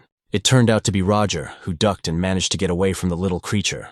Jason wondered if it was his subordinate. The boy saw his boss and, frightened, immediately ran up to him and climbed into his arms, saying that he thought he was going to die. Soon they were running together, and he said with conviction that perhaps the bloodthirsty ones had found the hidden area, although perhaps that would be for the best. He then apologized and said that he didn't think he would be spotted so easily, thinking that with his high-level camouflage, he would be safe. His comrade noted that he was fine, but the man from the Guild of the Future was not so lucky and was killed. Jason thought that Ricardo was pretending not to care, but in fact he was thinking along the same lines as him. In any case, the bloody ones definitely should not be underestimated. His subordinates noticed that if you say, "By the way, there was one girl there," the interlocutor asked what other girl was there. Roger noted that he was right. She was absorbing mana with some kind of device, and suddenly the dungeon was destroyed. The guy thought about stopping her, but then he remembered what the boss had told him, and to be honest, he got scared, so he apologized. The hero patted him on the head and said that everything was fine because he had done well. The boy noticed that when it came to that girl, he thought he had seen her somewhere before, but he couldn't remember where. Then he turned his attention to the side and asked what kind of creature was waiting for them. The hero said that it was okay because it was his assistant. Roger asked if it was his golem, and he looked very cute, so it turned out that the older man had familiars, which was so cool. They arrived at the right place, and the guy said that there was a hidden area behind this bridge, thinking that if they did something careless, they would be noticed immediately. Because among these people there are those who can sense hidden beings, the hero turned to him and said, "With you, he brought Lady Elizabeth here, as well as Ricardo's head." His companion asked what he was talking about, because he would be left all alone, and they had the legendary sword. Jason said not to worry, he had a way to track them. Roger said that he understood everything, and since he said so, he would do it, although he would like to stay with him. The chief took out an item and told him to take it. The interlocutor asked if it was the core of a migrating golem. It turned out that he had used it to summon this little monster. Jason said that now it was his assistant, and he liked it very much despite its cuteness, as it was quite strong and would come in handy. The guy asked his superior if he could accept such a valuable gift, and the hero wondered what other valuable gifts he had, since he had a whole wagon load of them. Then the subordinate thanked him for the gift and said he would bring his sister and the others right away. Jason thought that, oddly enough, for the heir to a large guild, he was quite down to earth, probably due to the influence of Lady Elizabeth. Despite everything, he decided right then and there to create his own assistant, and the system reported that the core of a migrating golem had been used. The guy, he thought, really does seem to fit his idea perfectly, and now he decided to put mana into him. The hero created an unusual familiar, a bird that could fly in the sky. The system reported that the third skill had been used, and now the hero was sharing his feelings. Jason watched what was happening through the bird's eyes and thought it was quite unusual. Finally, he saw what was happening there and was a little surprised. So this is who the girl Roger was talking about is, but it's unclear what she's doing with his legendary item. Mana continued to be released in large quantities from the containers, and the girl used her skill. Therefore, the system reported that the long sword of the Carisi dragon had been returned to its original state. This weapon is a sword created from the essence in which the soul of the Carisian dragon dwells, requiring a level of 30 or higher, and a level modification of plus 200, which is given passively. The second skill is applied according to the total level. The passive increases the user's defense by 35%, and the first skill is called vampirism. It absorbs 15 health points and mana from the target of the attack. The second skill, Berserk, is activated when the user's health falls below 15%. All user-level parameters are temporarily doubled for 1 minute, and the recovery time is 1 day. Right now, the durability was at 6%, but very soon it began to rise and reached a level of 100. Therefore, the system reported that the strength of the Carizian dragon's long sword had been fully restored. It was at its maximum, and 94% of it had been restored. After using her restoration skill, Sarah was almost exhausted. Michael, in turn, pulled out the sword and said it was a job well done. Finally, the durability was fully restored, and an aura covered his body. Jason saw this and thought that it couldn't be that the durability of the legendary sword had been restored, and that this skill was very strange. Therefore, he could say that this girl was the bearer of a gift curse. If the strength of the weapon had indeed been restored, then it meant that this girl had the skill of restoration, in which case he simply had to copy this ability. At the same time, he immediately wondered if he could copy other people's skills at all. He needed to figure out how to do it, because if he couldn't, everything would be bad. Otherwise, he would simply have to recruit this girl to his group. Michael said that the time had finally come to destroy the barrier of the hidden zone. After that, he immediately headed towards it, using the weapon he had in his hands. When this happened, a strong flow of energy immediately began to spread throughout the area. Sarah felt it and tried to stay on her feet against the onslaught. The hero watched what was happening and wondered if this was the barrier of the hidden zone. The man said that if it weren't for the information from Starfield, he would have had a hard time trying to break it with this key. 15 years ago, the great magician Jennifer cast this spell to seal the hidden zone, and only the legendary blade of the legendary hunter could break it. Sarah asked what all this could mean, and the man replied that the true owners of the longsword were Jennifer's husband, Frederick. He disappeared without a trace along with his wife in this hidden area, and the woman cast a barrier over it and made her husband's blade the only key so that no one could destroy it. The hero wondered if the real owners of the sword were the most legendary hunter in the world, Frederick, and his wife, the greatest magician, Jennifer, and their daughter, Lucy. So that's what this gender weapon is for. Michael said that everything would be put off until later, and now it was time to open this Pandora's box. He ordered the long sword of the Carizian dragon to unleash its power. That is why a huge amount of energy began to spread in that very area. Sarah and the others hid to the side to protect themselves from this force. The hero realized that things were bad because his golem couldn't withstand such a surge of energy. But this was not surprising, because if the sword's strength had not been restored, it would have turned into dust, just like his familiar. The chains that surrounded the huge barrier soon began to gradually disappear, and a huge breach appeared in the barrier itself, near which Michael was standing. He smiled and said that the gates of the dungeon were an illusion, and that he had probably worried for nothing, but now it was time to clear the hidden area of the snowy mountain. They had to move forward, because they had to find the heart of the giant golem. The main character wondered what he should do now, whether it was worth pursuing them alone, and mentally begged his subordinate to hurry up. In southern Italy, there were some rather interesting events in the dungeon. The man said that this person had come for him, so why didn't he just kill him? It was unclear why all his companions were there. His interlocutor noted that if he killed only her, it would be immediately clear that it was murder. But if he killed the whole group, it would look like a normal failed raid. He used his power and blood spilled, and the system reported that since the owner of the ability had died, the skill would pass to the next available user. The man who did all this immediately was slashed across the neck. And that's where he got another time mark. Therefore, this man already had a considerable amount of power. He used his system, which reported that it was highlighting all objects here. After that, the man used the skill and cut out all the selected objects. Because of using this technique, a huge hole appeared in front of him. He sensed the presence of someone nearby and immediately turned his attention there. It was a girl who said that the selection fit well into his collection. Cutting out objects one by one was quite tedious, and now it saves a lot of time.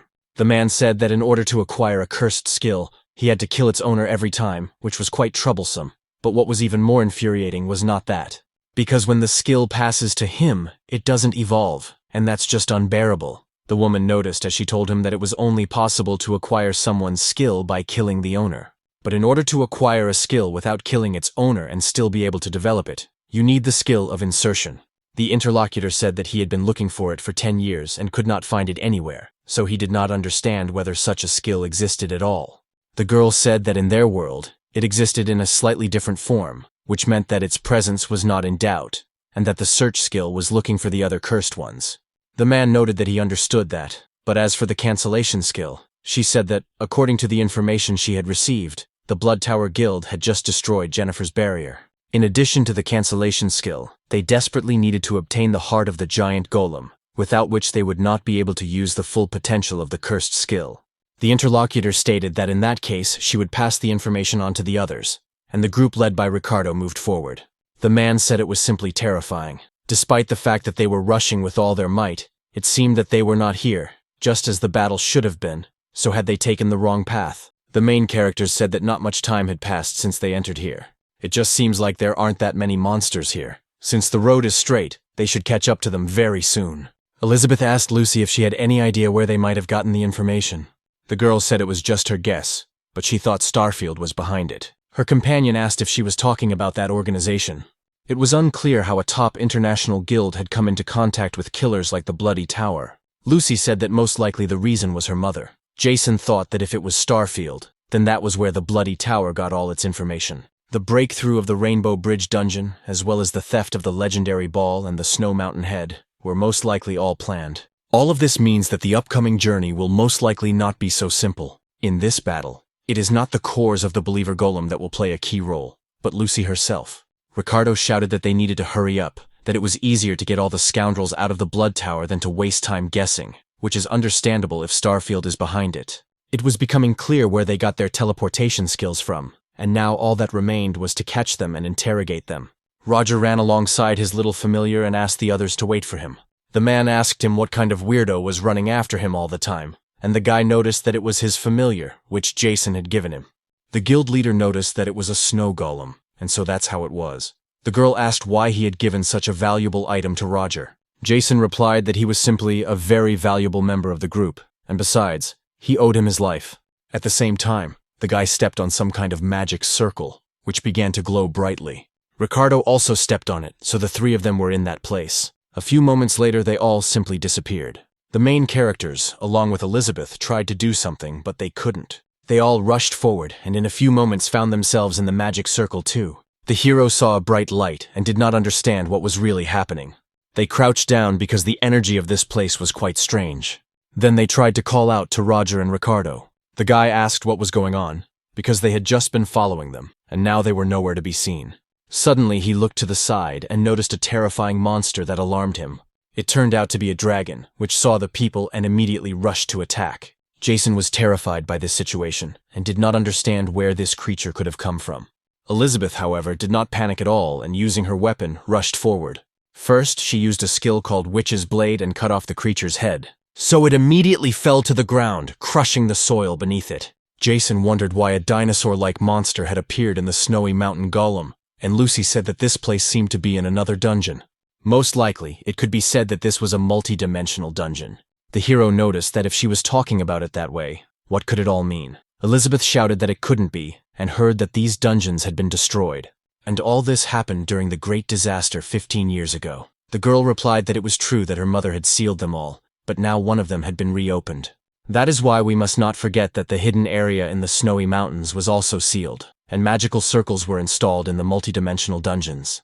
And they connect them to different dimensions. When a magic circle is activated, a portal opens, connecting their world to other dimensions. That is why there is a risk that they will find themselves in an extremely dangerous dungeon right now.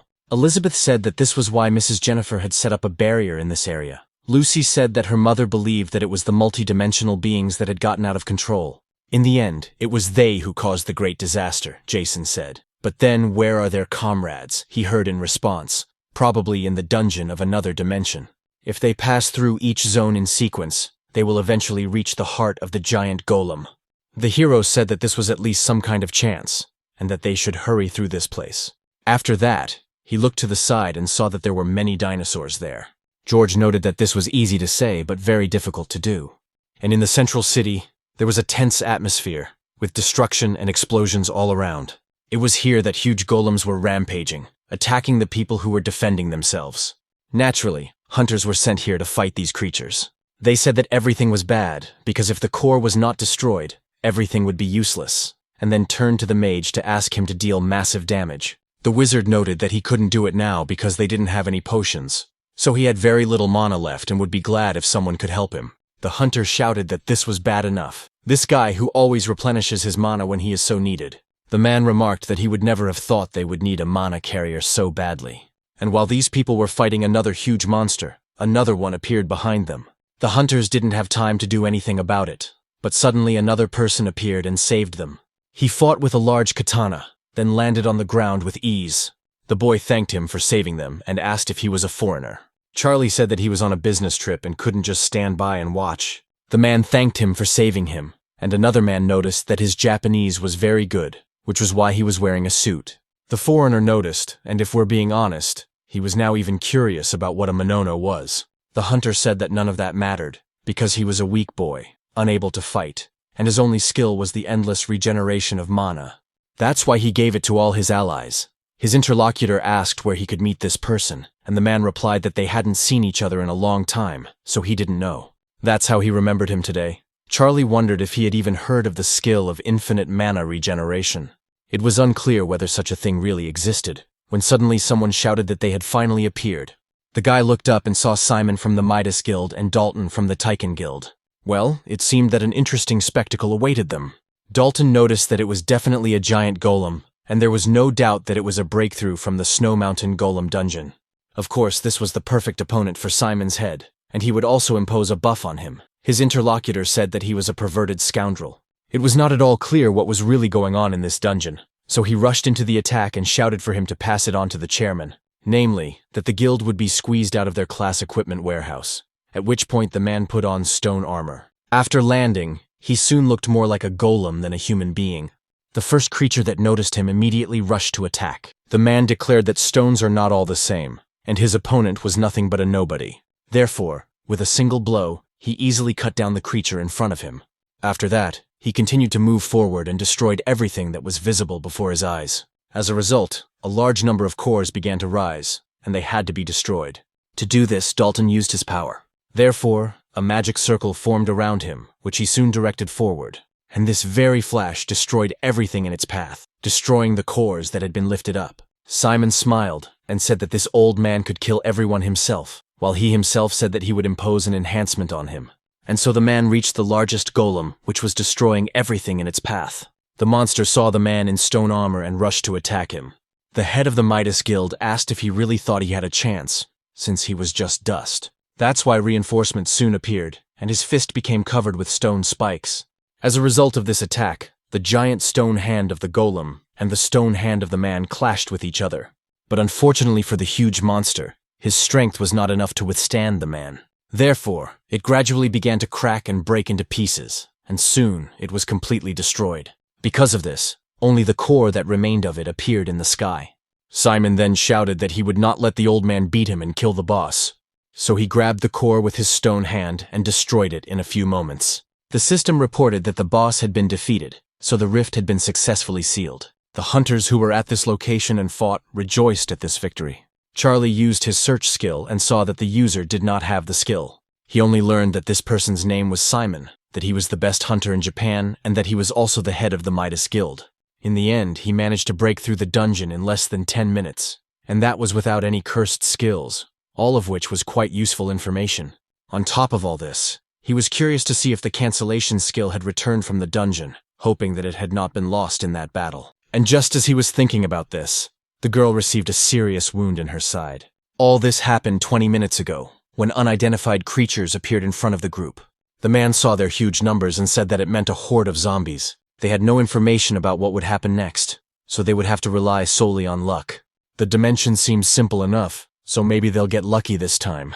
As he was talking about it, you already used your power and wielded your weapon, so the large number of zombies that were right in front of them were easily destroyed. Soon, only ruins and corpses remained at this location, and the system informed the man that he had cleared the hidden area and would be moving on to the boss arena. Everyone understood what awaited them and immediately prepared for action.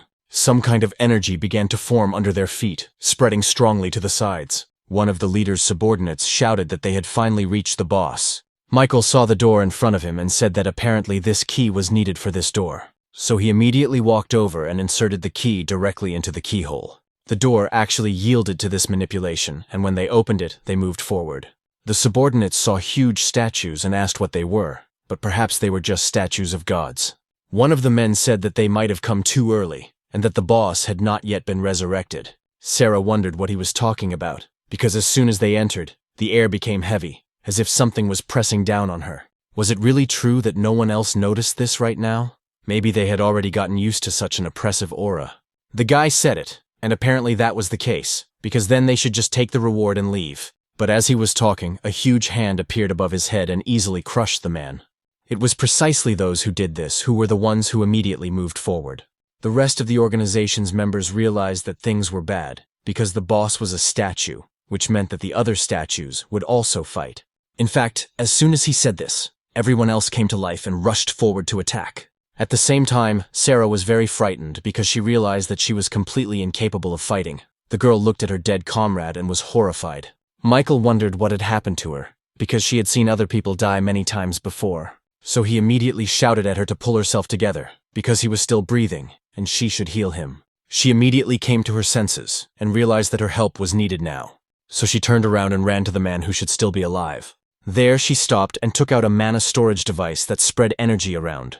But when she looked into the storage container for this energy, she realized that it was completely gone. She also noticed other storage devices and couldn't understand why the mana was leaking away. It couldn't be that the seal on the batteries couldn't be removed even with high-level dissipation. It was unclear what was happening, but all the mana was flowing in one direction, and it was unclear where it was going. The statues continued to attack the other members of the organization, and they tried to escape. The leader then shouted at them not to be afraid to attack, because they were big, but in the end, they were just golems. So he didn't stop for a second and rushed to attack one of the statues, which he easily struck with his weapon. He then shouted to the rest of his subordinates to use mines for large monsters, but the guy said they were trying to do that, but the mines and skills weren't working at all. As she was saying this, a monster appeared right above him. It killed the guy quite easily again and threw his head aside, and he screamed that everything was bad. Then he turned his attention back to the statue that had grabbed his subordinate. It mercilessly held him in its hands and crushed him. Michael couldn't believe his eyes at how cruel these statues were. Then he said that everything was really bad, because if everyone else died, it would be bad. Because if that really happened, he would not be able to cope with the work. Michael called these huge scoundrels stone idiots and prepared for battle. He ordered his long sword of the Corisian dragon to release its own level. But at the same time, the system reported that there was not enough mana to release the level of the longsword, and the man asked what this was, since his level exceeded 300. Therefore, it was unclear how there could be a mana shortage. Then he saw the statue's hand right in front of him and realized that things were very bad. Fortunately for him, he could still move in the shadows. So he used this skill and hid. At the same time, Sarah was following the flow of mana, which was heading somewhere else. And then, in one of the secret rooms, she saw where all the mana was accumulating, because this thing was absorbing it. She tried to get closer to it and do something, but the thing emitted a huge amount of energy. Because of the very bright light, nothing could be seen inside, but the girl managed to touch it. Then she lifted this huge thing and asked if it was really the heart of the Ganese golem, but it was unclear why it absorbed mana instead of regenerating it. A few moments later, she saw the object begin to split into pieces. Sarah realized that this was very, very bad, and she had to get away from there immediately. So she tried to run away, but a huge stream of energy had already begun to emanate from it. One of the deadly rays was instantly released and flew towards the girl.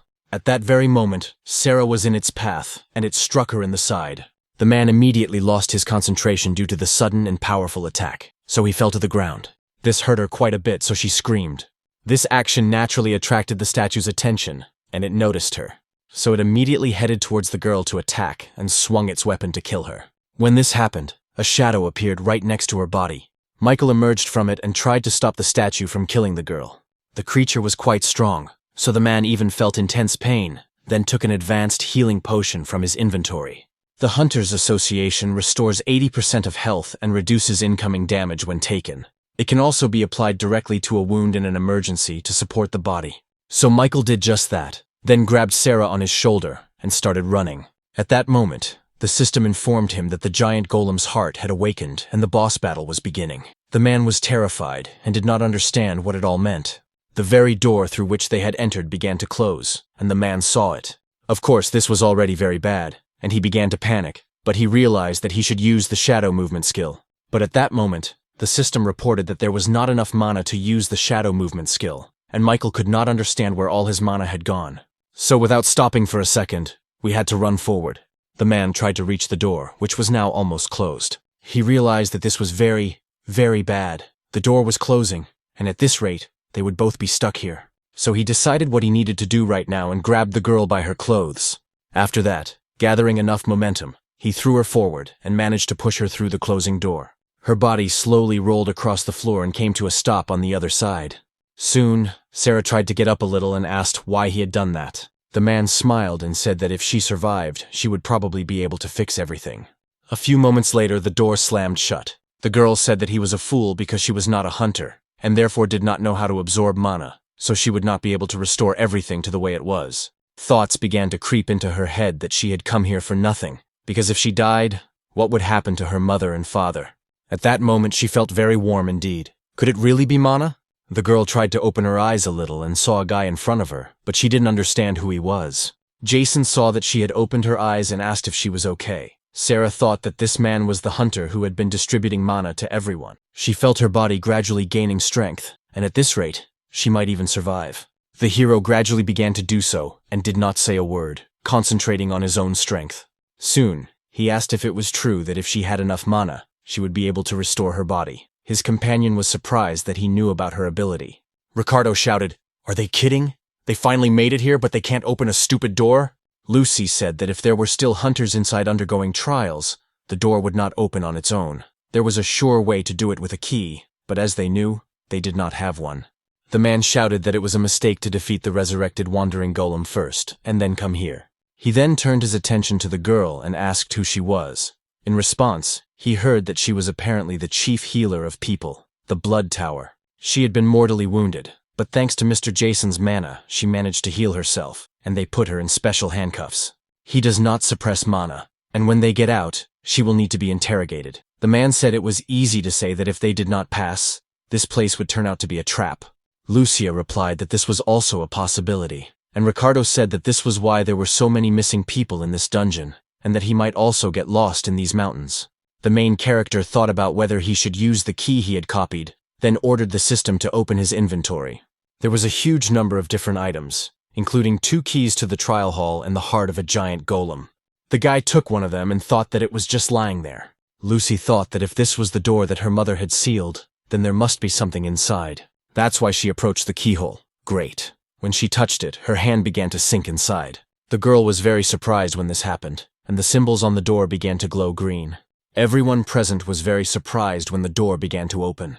Elizabeth asked how she had opened it. A light similar to that on the door emanated from under her cloak, and the girl explained that the cloak belonged to her mother. It seemed that she had reacted with the door, and the hero realized that the girl was the key to this dungeon, and that they would have to explore this multi-dimensional labyrinth together. Roger, who was nearby, wondered what this eerie pressure was. The sister said they should be careful. As soon as they entered, their mana would begin to disappear. The hero turned to Sarah and asked if that was what she meant, to which the girl replied affirmatively. All this was happening because the heart of the giant golem was absorbing all the mana around it, and seemed to be converting it into its own. Jason realized that if it was absorbing mana, then everything was clear. Sarah shouted that they needed to get out of there immediately, because even a high-level hunter without mana couldn't defeat it. The guy asked what she meant. 2 huge statues appeared from the open door and moved forward. Roger asked what the hell was going on. Elizabeth turned to Mr. Jason and shouted for him to give them mana. The guy replied that he would do everything right now. So he used his power again and thought that everything would be fine. Then he shouted, "All these creatures trembled before the great Mononos," so the system reported that the user's mana had been copied.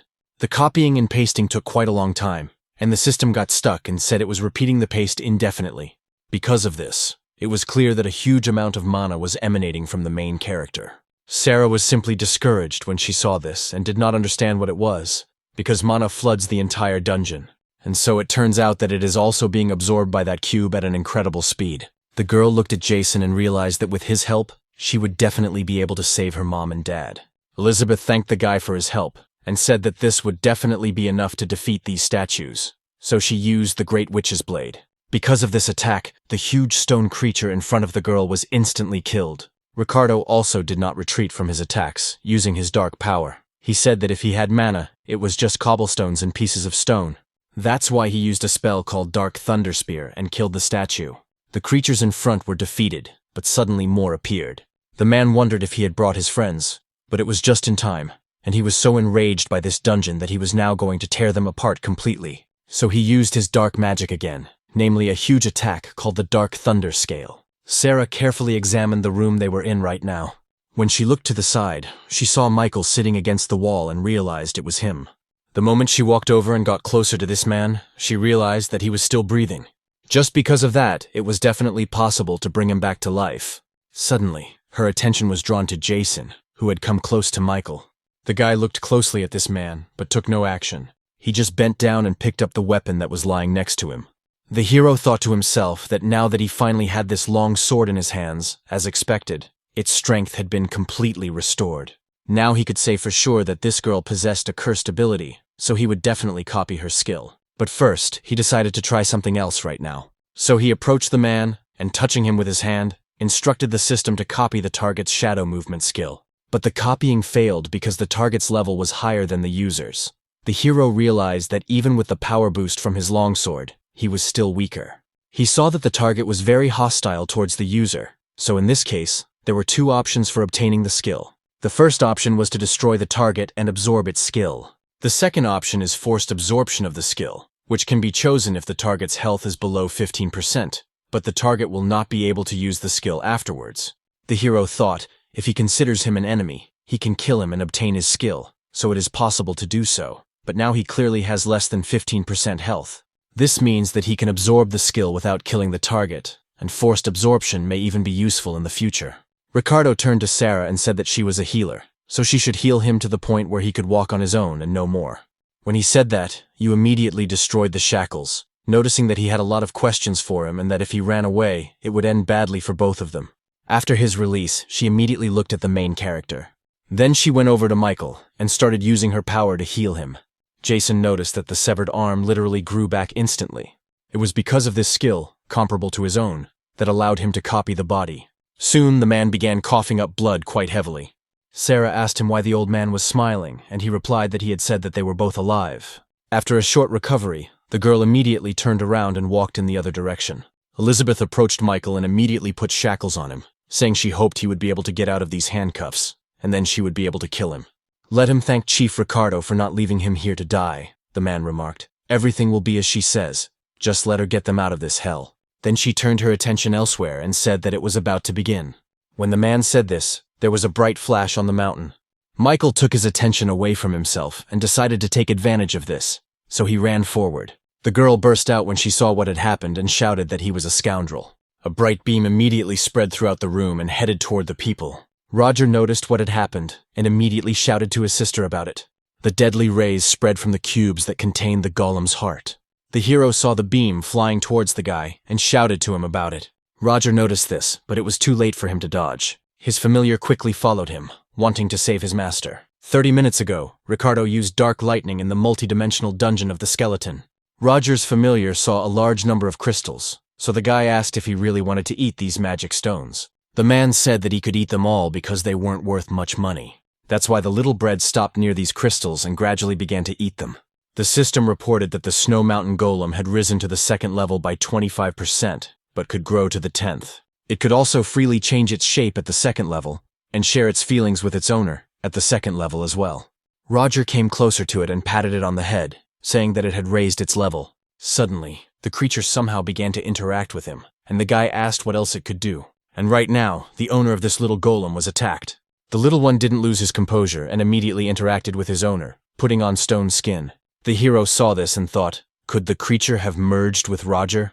It was unclear how he managed to level up in such a short period of time. Ricardo thought about it. No matter how many times he saw it, it really looked like Master Simon's stone skin skill. So that's how the golem's core is used. He would have to look into it when he got back, when suddenly he saw his barrier pierced by a beam. Of course, he saw the attack and easily dodged the deadly weapon. Lucy told him to be careful, as these beams were made of pure mana. This mana is so dense, the beams are so sharp that he cannot block them with his protective magic. Elizabeth joined the conversation and said that even so, it wasn't all bad, because that's exactly why they could be blocked with physical force. Suddenly, she noticed an attack flying in her direction and used the witch's blade. She easily deflected the deadly beam that was heading in her direction, and the hero thought that everything was exactly as the girl had said. It was precisely because the mana was so dense that they could physically defend themselves with swords or shields, so even Roger's device could block them. But still, they cannot move forward if they just continue to defend themselves. Because the guy can endlessly restore his mana, the giant golem's heart can continuously shoot beams. They need to get close enough to this place to destroy it, or else they will all simply die, so they need to find a way to do this. And now you have a new power that you recently acquired, so it's time for the shadow technique. That guy from the Bloody Tower was able to move through the shadows even inside the giant royal spider's thread, so now the hero can use his skills and no one will know. The system reported that using the giant spider's threads activated the shadow movement skill. So the hero, who had wrapped his body in threads, disappeared somewhere. George saw this and was surprised, so he asked if he had really disappeared. But the guy, in turn, simply moved to the very place where the golem's heart was located. He ended up on the safe side, where there were no rays, and he could stay calm. He came closer and said that the resonant frequency of Kwayashi should be enough to destroy this thing. After that, he concentrated his energy and tried to destroy that very spot. But when he tried to do so, he felt pain and blood gushed from his mouth. It turned out that this cube had combined mana to cause an explosion. Jason shouted, "Who the hell are you?" Because he was the one who gave him mana, didn't he know that? The hero touched the ball again and used the spider's threads to seal it. Therefore, a huge number of them began to gradually approach the ball from which the rays emanated. So very soon it was completely sealed. Ricardo, as well as everyone else, wondered if the main character had managed to seal the continuous attacks of the giant golem. Roger smiled, thinking that his senior was really cool. But despite their joy, which did not last long, they saw that the rays began to spread again. Jason also understood what had happened, so he said that all this was not enough. That's why he headed back to the cube and used the giant spider's threads. The guy thought that if he could touch it just one more time, he would definitely win. And yet he managed to do it, so he said that everything was ready. The system reported that the use of Key's resonance frequency was to destroy the target. A huge amount of friendly energy immediately began to spread throughout the object. The hero saw that the system reported that he had leveled up, and cracks appeared on that very deadly cube.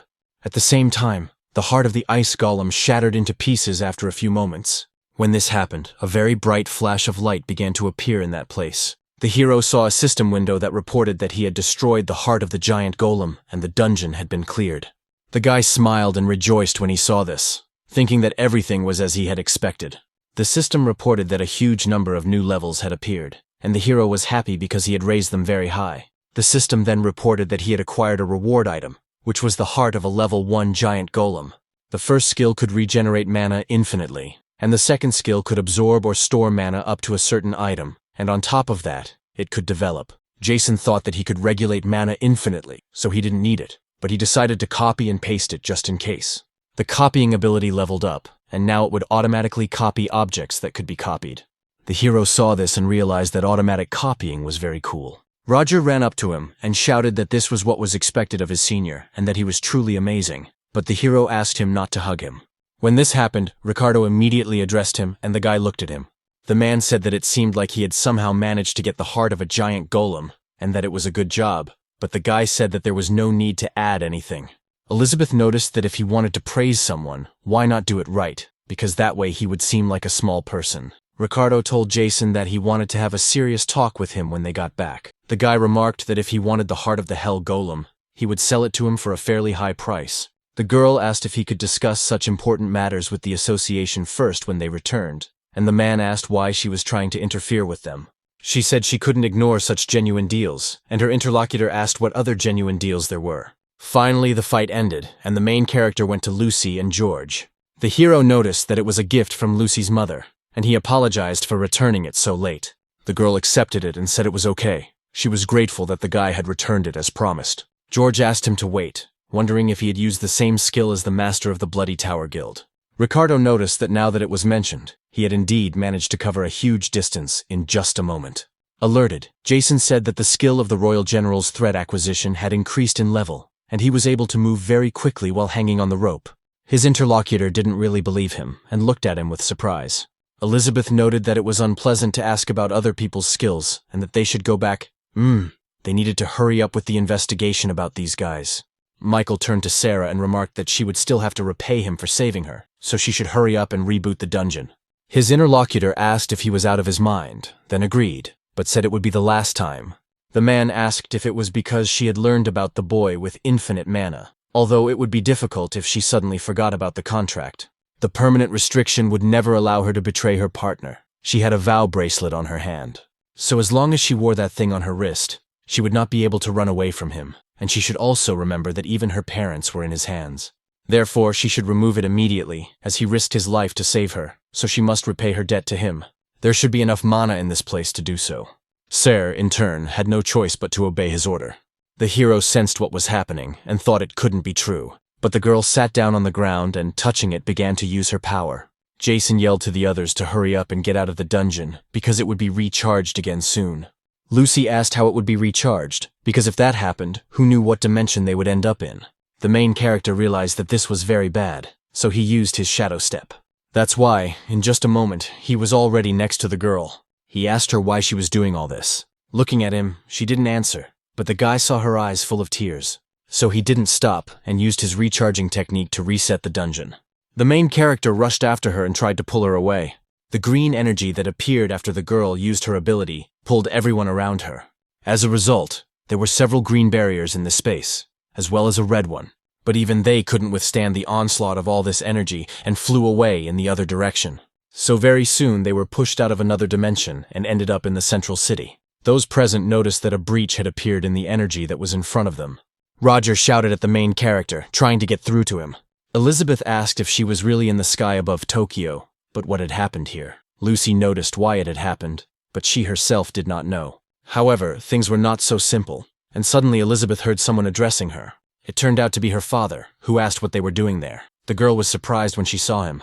Ricardo was also surprised, and asked where the head of Dalton had come from. The man replied that he had the same question for them, whether they had passed through the dungeon. By the way, where were the rest of the team members? The other leader said that a strange situation had occurred there. The daughter of the man they were talking to began to explain what had happened to Jason.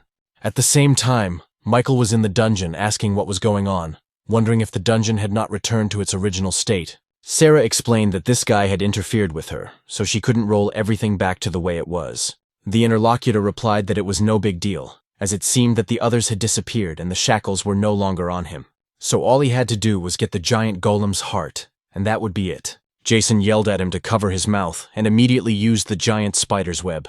But both of his skills reported that the item had not been found. The hero was very surprised when he saw this and thought, how is it not found yet? What the hell is going on? Sarah asked if she had just rolled back not the dungeon, but him. The hero thought, is this a joke? After all, his memory and physical condition hadn't changed, so he called up a window to see what had happened. There, the guy saw that his level was number 1, his health was low, and his class level and skill level were also number 1. Jason thought, how could it be level 1? Had he returned to his original state upon awakening? But then what about his cursed skill? He saw that both were at level 1, and realized that his skills had also returned to their initial state. It said that one unconfirmed object had been found. It was available for copying and pasting, but the guy didn't understand what it was, and suddenly blood spurted right next to him. It turned out that without a second thought, Michael had poisoned him to kill him. The man said that it seemed he was unlucky because the level had returned to its initial state, and just in time, that scoundrel would simply die. Jason thought he needed to be calmer because the curse had not disappeared, and there was also an unconfirmed object to copy. Perhaps it was him before they rolled him away. That's why he should just give in and be defeated. Suddenly, Michael clashed with George, who also remained in this dungeon. The man noticed that he was surprised, because he was the one from the International Association, and the hunters didn't know he was here. The main character asked if it was really George here, but why was that so? His interlocutor shouted at him to get out of his way and leave it to him, so he should just run away. Jason replied that this was not the case, and that he would not abandon him under any circumstances. Michael started laughing loudly and asked if he was getting too cocky right now, because the person he was fighting right now was nothing but dirt under his fingernails. In the end, he shouldn't dare to get distracted when fighting alongside him. The weapon the man was defending himself with was destroyed, and the sword pierced his stomach. As a result of this powerful attack, the man was thrown far to the side.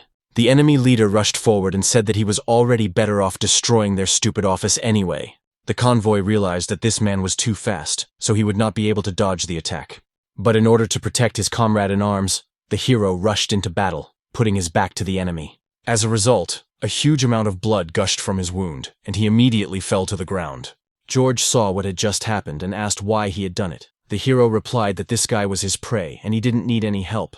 So, let him get out of here right now. Michael asked what this scoundrel was talking about. Let him die right now. That's why he rushed into the attack again and cut the guy's body in front of him. As a result of this fairly instantaneous attack, the main character was cut in two, and it's safe to say that he was definitely dead. The enemy leader smiled and said that he didn't think this scoundrel would return to his previous state, but the objects remained intact. He turned to his subordinate and asked if she understood that she could only count on him. Let her not look at him, for he was sure that she had fallen into despair when she rolled back his progress. Surely this scoundrel was already thanking him from the other world. Precisely because he had saved him from all this suffering, the hero said he was truly grateful that he had killed him and cut off his hand. Michael immediately grabbed his limb and began to scream loudly in pain. The main character was standing right in front of him and said that he was afraid he didn't have the guts. The man and Sarah were very surprised when they saw this. The opponent asked in despair what the hell was going on, because he had killed him with his own hands. He immediately picked up the weapon that was on the ground and asked what kind of skill this was. Then he rushed into the attack and asked what kind of person he was, or what he was really like. The main character was finally able to use his inventory and used the web of the great spider. The man called him a fool and asked if he had forgotten, using the skill of moving in the shadows on the system, informing him that it was absent and could not be used. Now the opponent was absolutely terrified and asked what else it was, then shouted at Sarah to roll back the dungeon right now. But the subordinate shouted that she would not do it because she did not want to. The boss yelled at her even louder and asked if she had forgotten about the Adam's Ring agreement. If she didn't want to die, she should quickly return the dungeon to its original state. With the help of this very bracelet, he began to spread energy, and it caused the girl pain. The main character noticed what had happened and understood why she obeyed that man. Most likely it was all because of the bracelet on her wrist.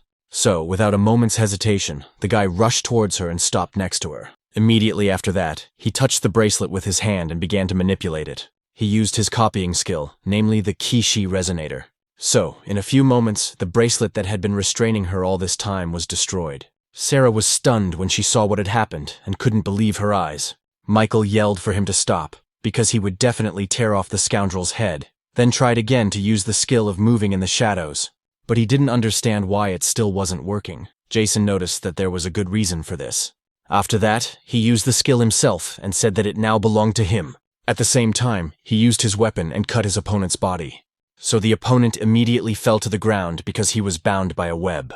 George was surprised when he saw what had happened, and the guy was heading for the golem's heart. Then he picked it up and said that it was all because of this pathetic thing. It turns out that this man had broken into the dungeon and taken so many lives. At that moment, he took advantage of Koyashi's vibration and said that a man like him deserved nothing, and then broke the golem's heart. As a result, the system reported that the high-level dungeon's folk item had been destroyed, and a unique reward had been obtained. Soon, Jason had that very reward item in his hands, and the system reported that the hidden dungeon of the giant golem's heart had been cleared. The other hunters were surprised and said that the door had opened, which meant that the dungeon was protected. So they slowly began to go inside, but asked what it was, since there was no one there. Suddenly, one of the men saw the guy and noticed that it was Mr. Jason. So he asked if he wasn't with Chief Ricardo and Ms. Elizabeth, and the hero said that he had lost them during the cleanup, but they were together, so there was no need to worry. The hunters asked if that meant he had cleared the dungeon alone. Jason smiled and said that you could say that, so it was time to go back. The next day, the young man and the other members of the hunters' organization had a conversation. He sat at the table at the meeting near Ricardo so he wouldn't be far away. The others present began to discuss what had happened. Dalton said that the hidden dungeon in the snow-covered mountains of golems turned out to be multidimensional, and that was bad. They say that passing through such a dungeon affects other dimensions as well. Simon said that this was understandable, meaning that this was the reason for the breach. Georg said that what was more important was that Lady Jennifer's seal had been removed, and multidimensional dungeons were harbingers of great disaster. He was referring to the catastrophe that happened 15 years ago, the man said in his head, but it was too early to jump to such conclusions. Another person joined in and said that this was true, that it was just one destroyed multidimensional dungeon, and Georg noted that they were also saying such naive things at the time. In response, the man asked what he was talking about and how he could do that. Elizabeth could no longer listen to everything they were saying and immediately slammed her fist on the table. She then said that she apologized, but she was leaving, and they needed to question the members of the Blood Tower Guild as soon as possible. Otherwise, they would not be able to solve this problem. Simon asked if she really thought that while they were away, they were just having fun, and who, in her opinion, was dealing with the breach they had caused. Ricardo immediately asked everyone to calm down, saying that they hadn't expected this either, and that he had been told that the leaders had made every effort to resolve the issue. The interlocutor said that he wasn't saying all this to brag, then approached the hero and noticed that it was the hunter who was speaking. Jason cleared the hidden dungeon. If the rumors were true, then why hadn't they heard anything about him? And who was he anyway? The guy smiled and said he was a hunter. Simon said he knew who he was and decided to mock him anyway. The hero got up from his seat and asked what he wanted from him. He cleared the hidden dungeon with minimal losses and also discovered a dangerous multidimensional dungeon, which, in his opinion, was a reason for praise, not interrogation. Simon got angry when he heard this and said that it was interesting. He knew who he was and continued to mess with him. Ricardo noticed the situation and realized that a serious conflict was brewing. The others wondered if they were going to start a fight right there. At the same time, the chairman immediately turned to the head of Midas. He said that if he continued in the same vein, he would not receive a reward for eliminating the dungeon breach. Immediately after saying this, the man calmed down for a moment. Of course, he was still angry and told the main character that he was lucky this time. Jason noticed his technique and wondered if it was stone armor, but could he copy it? Soon, everyone headed to the office of the association's chairman. Georg asked if it was true that he was a hunter named Jason, but which guild he belonged to. The hero said that he used to be in the Taiken Guild, but for certain reasons he was now a freelancer. The girl wondered if he had really been there. The man told the hunter that it was difficult to level up alone, but he had managed to pass through an extremely dangerous hidden dungeon, which was impressive. So well done. On behalf of the association, he expressed his gratitude to him. The hero, of course, thanked him for that, and wondered if that meant that the chairman himself had recognized him. George also thanked the representatives of the International Hunters Association, and asked if he could find out their future plans. Lucy said that first they would return. In order to report everything to him, George added that he plans to stay here. In addition, he intends to leave the International Association of Hunters. Very soon, the main character headed home. But there were a lot of people there, and he asked them to wait, because it was his house, and he didn't understand what the hell they were all doing there. George said that he had left the International Association. That's why he now has nowhere to live, and will have to stay with him for a while. Lucy was curious, but why did he decide to do this? And the man said he was sorry, but he couldn't explain the reasons yet. Roger said that he and his assistant simply couldn't leave the old man.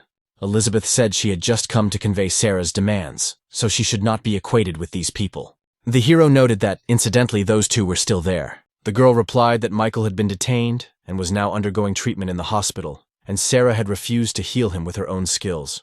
When he regains consciousness, he will be transferred to prison, where he will be interrogated. The girl is still in the interrogation room at the Hunters Association. She is currently exercising her right to remain silent and is not saying a word, but is demanding to meet only with Jason Spungen. The girl is thinking, most likely, that something happened between them in the dungeon that morning. She added that, by the way, Sarah is a member of a popular idol group, and Roger said that now he understands where he knows her from. The hero said that she was most likely forced to sign a contract so that her skills could be exploited, and he destroyed the bracelet that bound her.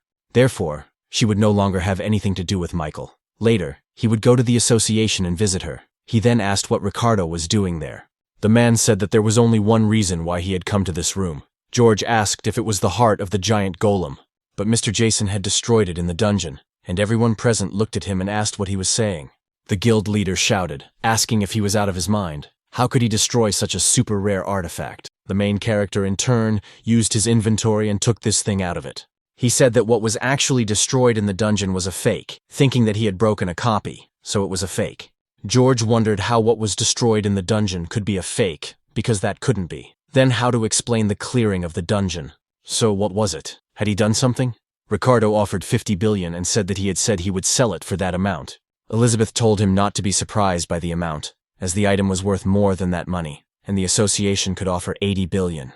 Roger told the elder to look at the items at auction, which start at 100 billion, and those present asked why he said that. Ricardo got angry and asked why he had gone so far, because the guy had promised to sell it to him. So he shouted further, "How about 200 billion? If that's not enough, let him name the price at which he is willing to sell it." A short time later, the hero was lying at home with the artifact in his hands, thinking that this couldn't be true, that it really wasn't worth 200 billion.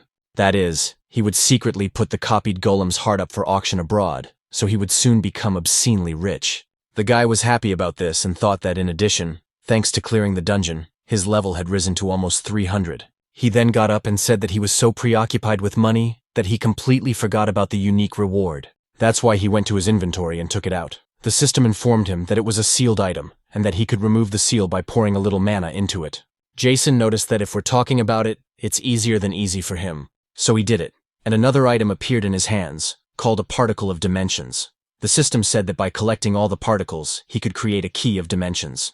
This would open the doors to the desired dimensions, and the particles would be attracted to each other. Their number and the level of access would depend on the level of the key. The hero thought about what else the measurement particle could do. It would become a key, one of 5, which meant there were 4 more. But why wasn't it automatically copied? Naturally, the guy tried to copy it, but the system reported that it was an item that could not be copied and pasted. Jason realized that it couldn't be copied, which meant he would have to collect everything himself. But that was bad because this skill seemed to be becoming useless. A few moments later, the guy heard a knock on the door and asked who was there. It turned out to be George, who addressed him and said he wanted to clarify something with him. The guy asked if this gentleman was still awake. A few moments later, they looked at each other, quite hostile. The main character saw that the man who had come to him was holding his own weapon. So the guy got up from his seat and asked what this man was up to. The man, in turn, did not hesitate for a second and immediately rushed to attack. So a few moments later, the guy's body was pierced by his blade. 15 years ago, Europe was talking about when the terrible disaster happened. Monsters were destroying everything around them, one of which was a level 500+ drake, a creature classified as a lower species of dragon, but with characteristics comparable to the higher ones. People shouted that this creature was using fire and were the first to pursue it, aiming to strike it with a magical explosion with an ice attribute. The wizard who arrived at the scene of the battle shouted that he understood everything. The woman headed in his direction and immediately used her technique called Ice Bolt. The creature in turn did not simply let this attack pass and hid behind its wings. The man said that he didn't have a single scratch on him, but his companion asked if they really couldn't handle such an ultra monster from class that had appeared out of nowhere on their own.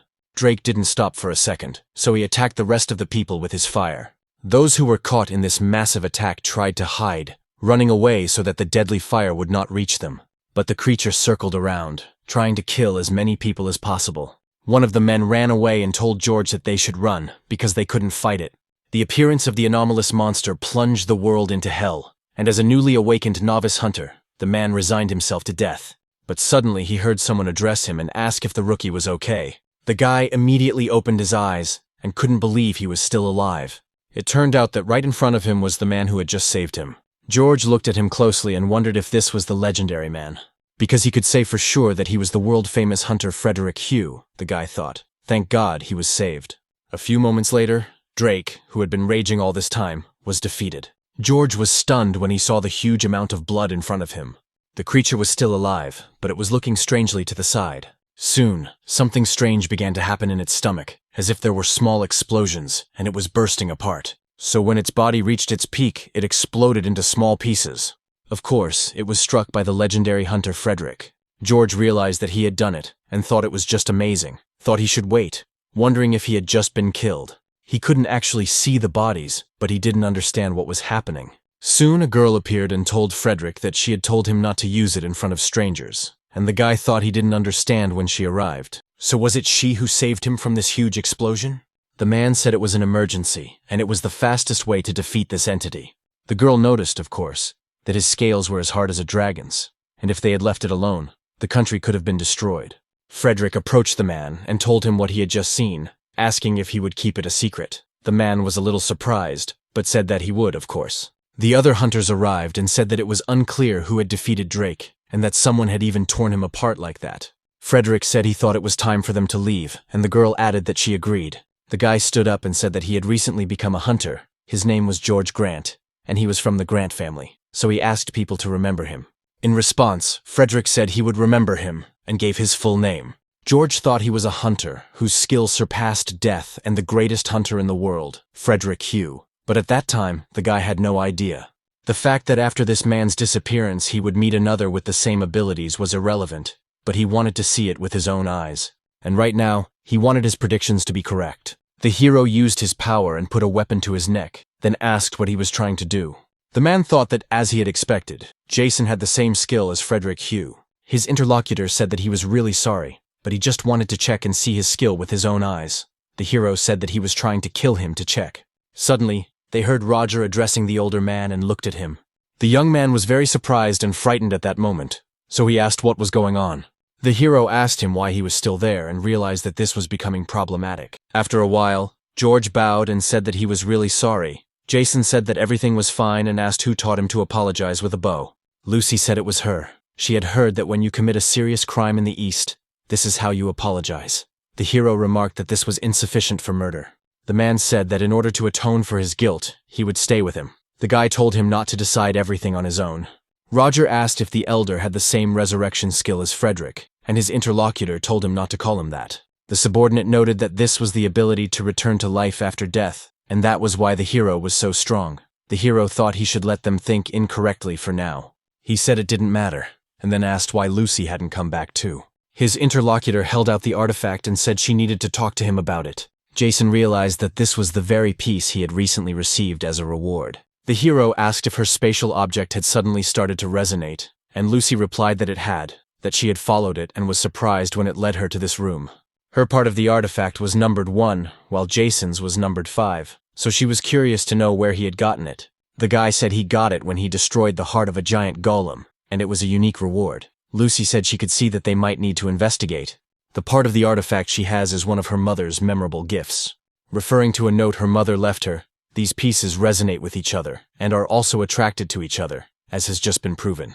Does this mean that perhaps now they will be able to find the remaining parts of the artifact more easily? Roger remarked that, incidentally, it would be interesting to see what they could do with it. Lucy remarked that if they gathered them all, they say it's the key to opening the door to dimensions. Jason asked if they could really open the door with it, perhaps similar to the multidimensional dungeon they had found. The girl replied that this was correct. If multidimensional dungeons existed, like the one hidden in the snowy field of the golem, collecting the pieces would form the key. Therefore, they should be able to freely open and close the door between dimensions, as well as travel through them. The guy said that Lucy had come to Japan not only to search for her mother's whereabouts, but also to gather information about this artifact. The girl said that was right. She believed that her mother and father were alive somewhere in another dimension. George said he agreed because he couldn't imagine them being dead. Roger asked if that was the case. Why hadn't they returned? Could it be that they didn't have the key to this dimension, or that the door could only be opened from this side? Lucy said that this was, of course, possible, or perhaps they were staying there for some reason. The hero thought that they had decided not to return, so perhaps they had some other reason to stay, something even more terrible than the Great Catastrophe. Jason noted that, in any case, if they could open and close the door to the dimension with a key, they could close the multidimensional dungeons to prevent the catastrophe. Roger wondered how this thing could become a key. At the same time, a small golem reached out for it with its hand. Because of this, he pushed the two particles together, and they collided violently. A few moments later, they changed their orientation and ended up where they were supposed to be next to each other.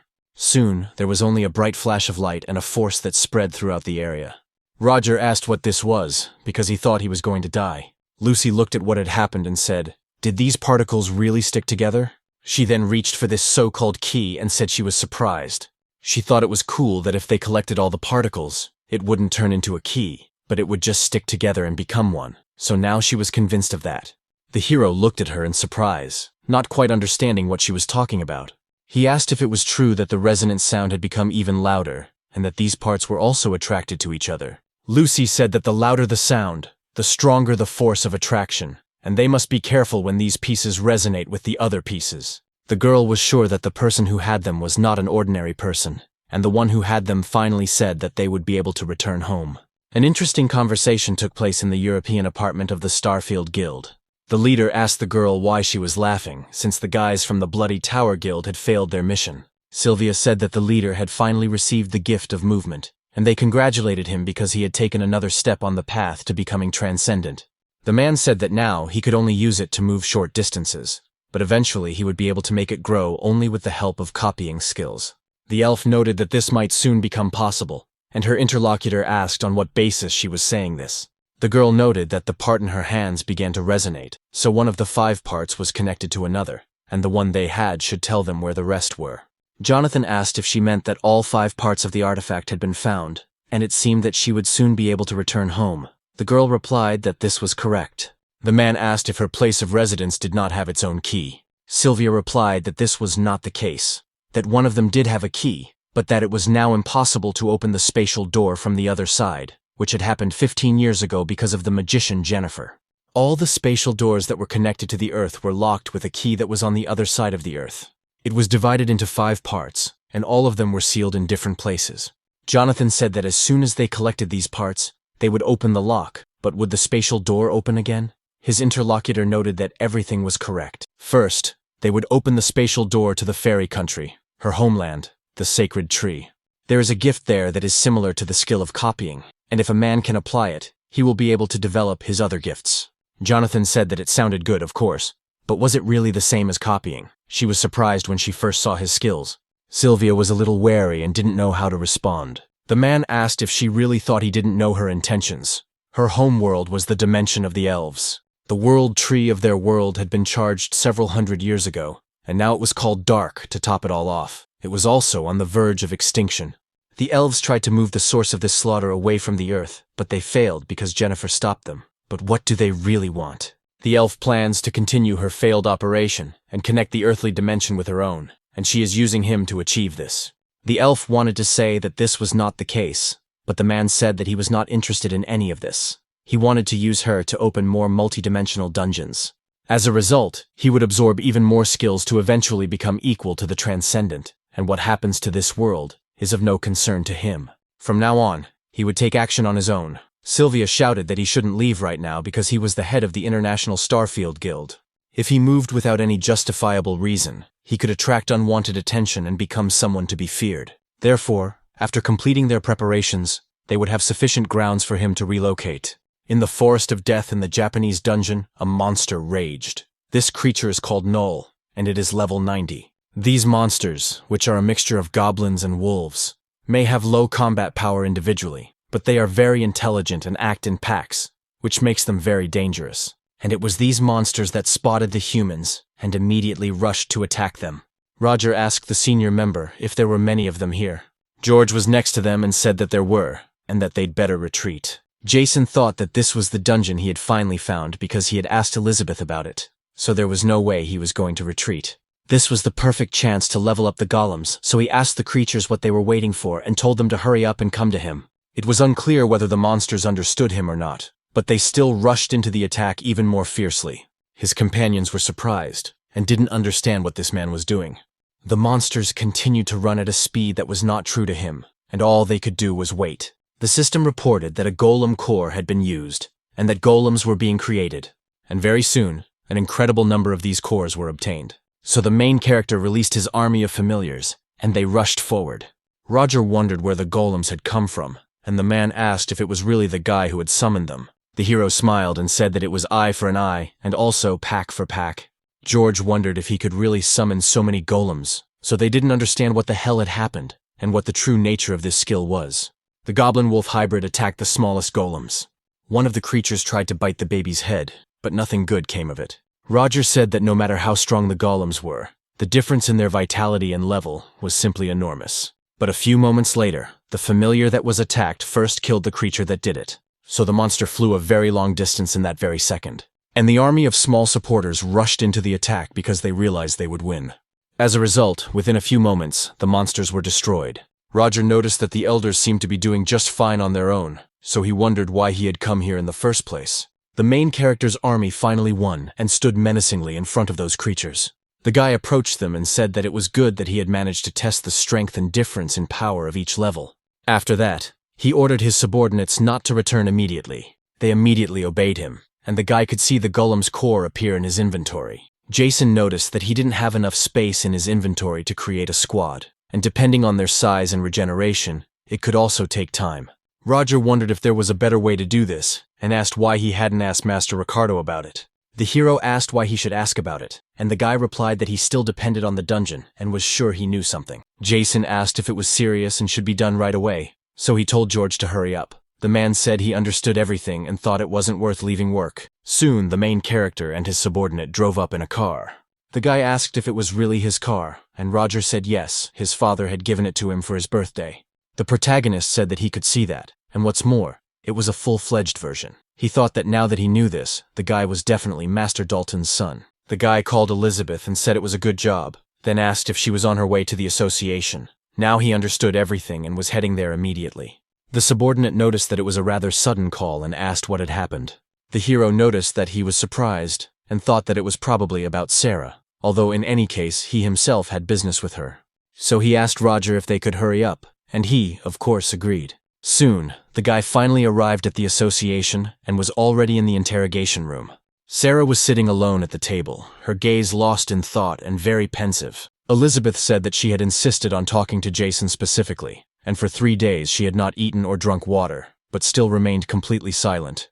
The hero asked if they could keep their conversation off the record, but the girl apologized and said that this was impossible due to the nature of the investigation.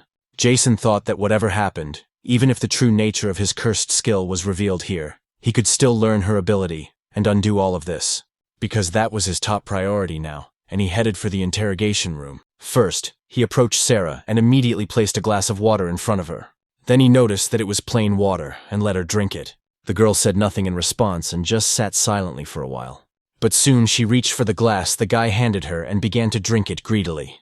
Elizabeth said that she had now avoided dehydration.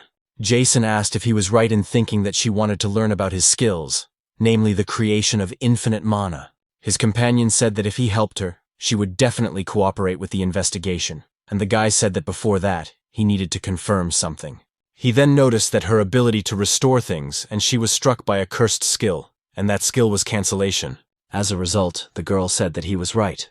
The hero realized that he knew this because he was not the only one who was cursed. In other words, if he could simply copy and paste her skills, it would mean that any cursed skills could be copied and pasted. She thought to herself, could it be that this girl's skill was not healing but restoration, which meant that this was why the strength of the long sword had been restored. Such a skill is quite significant for killing. Roger was surprised to hear these words and thought, no, damn it. They say such skills exist. Sarah said that her mother and father were now in a coma, so she asked for help in restoring them, and he was the only one who could provide such a large amount of mana. Jason said he understood everything and would give her as much mana as she needed. In exchange, he would be a little rude and immediately apologize for it. So he immediately approached the girl and touched her shackles. Roger asked the elder what he was doing. A few moments later, the handcuffs on the girl's hands immediately fell apart. The main character in turn didn't stop for a second and immediately grabbed the girl by the hand. The system in turn informed the guy about copying the cancellation skill. Soon a message appeared saying that it could not be copied, and the hero thought, is this serious? Of course he realized that there were abilities that he could not copy, but he didn't think that it was actually bad to encounter one of them during the day. Could it really be impossible? Sarah asked in surprise what he was doing right now. After these words, Jason came to his senses a little and immediately apologized for the situation. Then he noticed the error that appeared in front of him. The system said that special abilities could not be copied, but if he eliminated the target, he could absorb it. If he fulfilled this condition, he would then be able to copy abilities as usual. The guy realized that if it was about eliminating targets, then it must be murder, and if he did it, would he be able to copy the ability as usual? It seemed like they were mocking him. In short, in order to copy the skill that cancels something, he would have to kill Sarah, as if he could do that. But he really wants to copy and paste this skill, so is there really no other way? He also can't wait for her to die of old age. Roger asked the others what they thought about why the windows suddenly opened. Elizabeth turned to the main character and asked what was wrong, because he suddenly became very serious. The guy said nothing terrible had happened. Everything was fine. After that, he thought that in that case, it was now a test of endurance. He would fulfill Sarah's request first and earn her trust. In the near future, he might find a better method. And if he couldn't find a better method to unite with her, he told the girl that they should go to her parents immediately. On the same day, they went to the central hospital for hunters, and the hero asked if it was really mana poisoning. Sarah replied that it was true, that they had been attacked by a mysterious monster during the Great Catastrophe, and that this hospital was the only one that treated mana poisoning. Jason understood why they were hospitalized here. She must have teamed up with Michael to earn money for treatment at the hospital. He then asked if Michael was also being treated here, and Elizabeth confirmed that he was currently in an underground room. After he is cured, they plan to transfer him to prison and conduct an investigation. He then asked Sarah if she was worried, but his interlocutor replied that everything was fine, and suddenly George saw something strange. A foreigner walked past him, and the man realized that he knew him, as he had been working for the association for a long time. So he paid attention to him, and didn't understand why this man was here. The man, in turn, did not stop and continued walking toward the ward, which was guarded by security. One of them saw him and told him to stop, because this area was off limits without permission. The guy handed him a piece of paper and said he was grateful for their hard work. The guard took it and saw that it was the name of a search skill and didn't understand what it was. But just a few moments after he said that, he saw dark magic in front of him. Both guards were terrified because dark energy was heading straight for them at incredible speed. Very soon, both of them were completely engulfed by this energy. Subconsciously, it seemed to them that they were somewhere far away, but in reality, they were in the same place. Only now they had turned dark. Charlie told them to bring the man who was inside and do what was necessary, then return here, and they immediately obeyed. After that, the stranger headed forward, toward where there was some kind of capsule. When he approached it, you used dark magic again, and a purple ball appeared in your hands. Sylvia had said earlier that she had a job that only he could do, so the guy was surprised and asked about it. The girl showed him the ball and said that in the unlikely event that the blood tower collapsed, she wanted him to scatter it throughout Tokyo. Charlie asked what it was, and the elf said she had brought it from her homeland.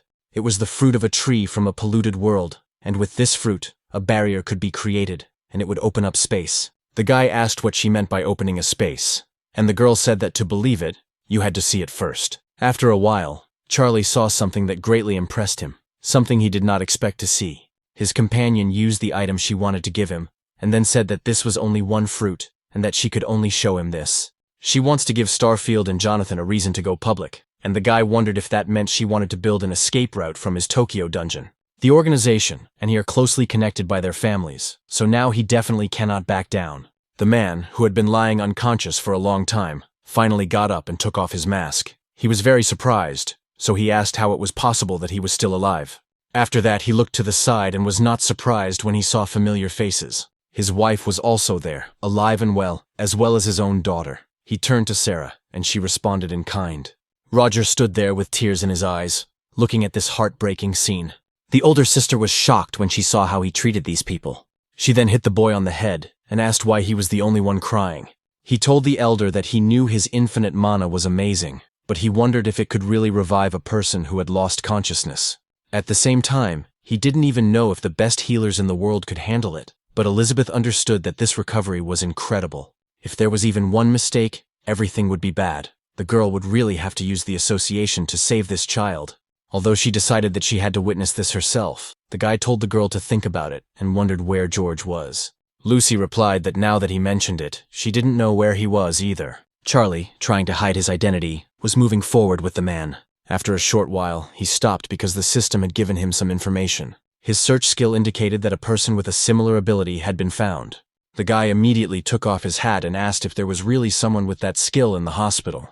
The man in front asked what the hell he was talking about, then realized that Sarah's parents were in this hospital. He hoped they wouldn't tell him that the guy standing right there was somehow connected to him. But then someone called out Charlie's full name.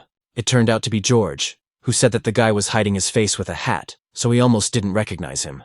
The man remarked to him that it was interesting that someone from the International Hunters Association had come to Japan, and in the end, he wanted Michael like a dog wanted Strawfield.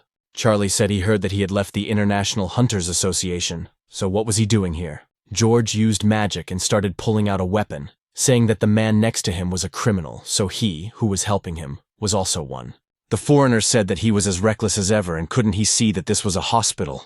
Michael asked him to give him a weapon because all his equipment had been confiscated, and since he had come alone, he just wanted this man to teach him a lesson.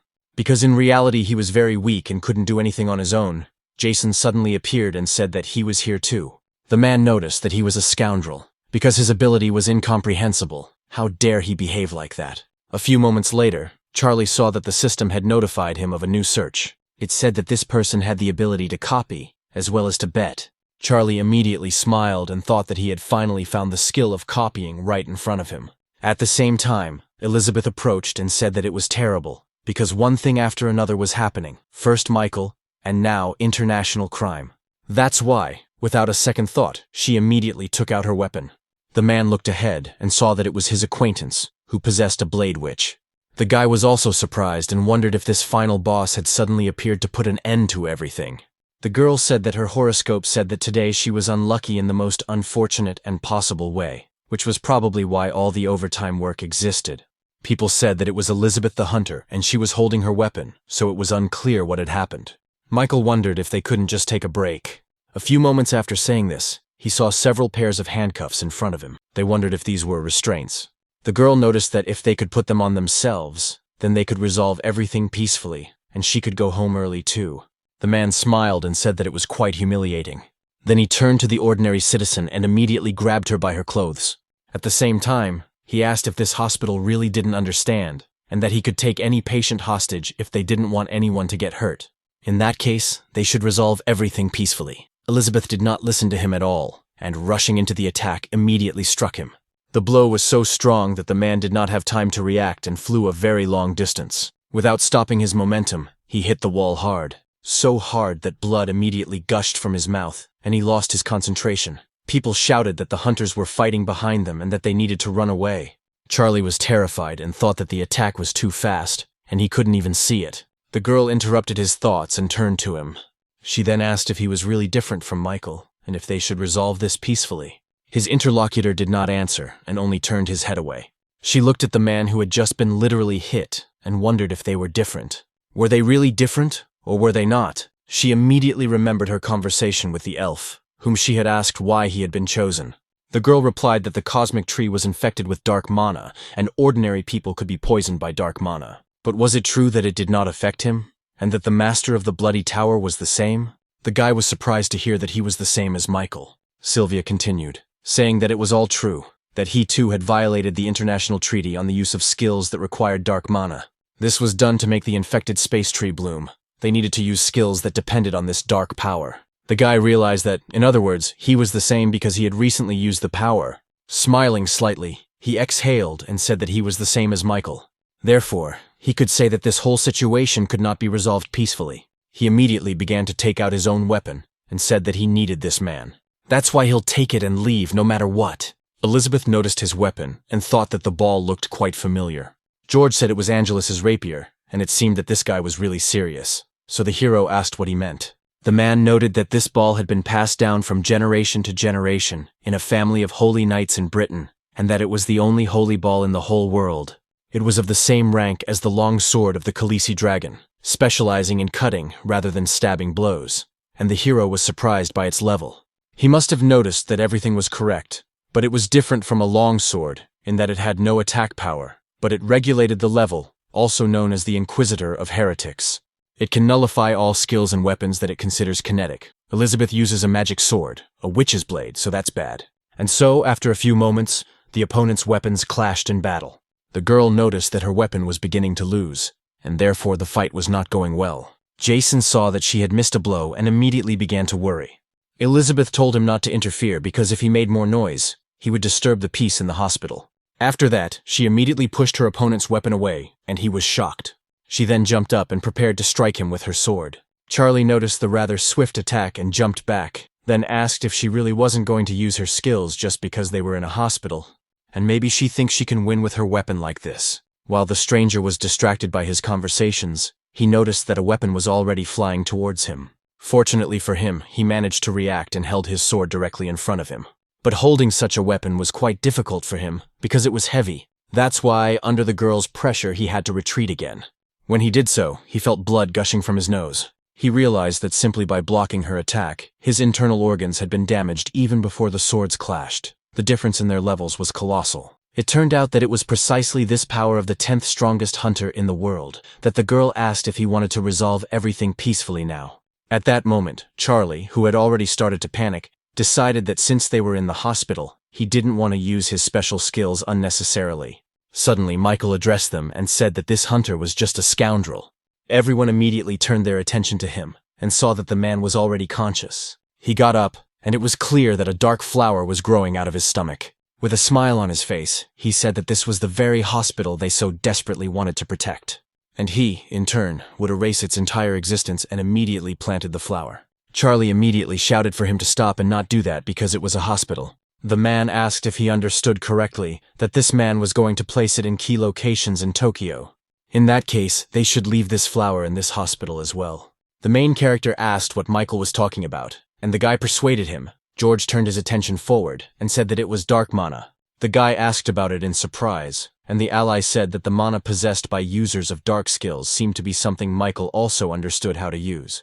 There is too much of this dark power, and if it continues, ordinary people in the hospital will be poisoned by it. The main character used giant spider silk and simultaneously activated the shadow movement skill. At the same time, he declared that the person who did all this was simply a scoundrel. At the same time, he tied him up and shouted for him to stop this whole situation right now. But Michael said that he could no longer do anything and that it was too late.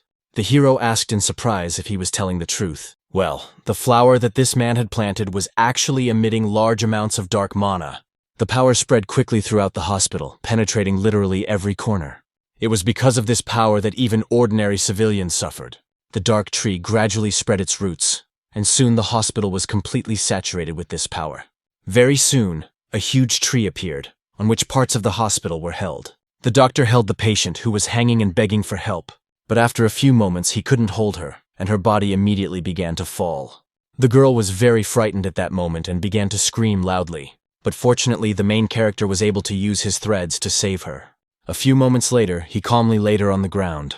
He then asked if she was all right and asked her to follow him to evacuate. She smiled sweetly when she saw him and thanked him, and the hero thought that it was good that the patient could move on her own. But the situation that had occurred now looked very scary. So he looked down and saw that there were many patients there, some of whom were so badly injured that they could not move on their own.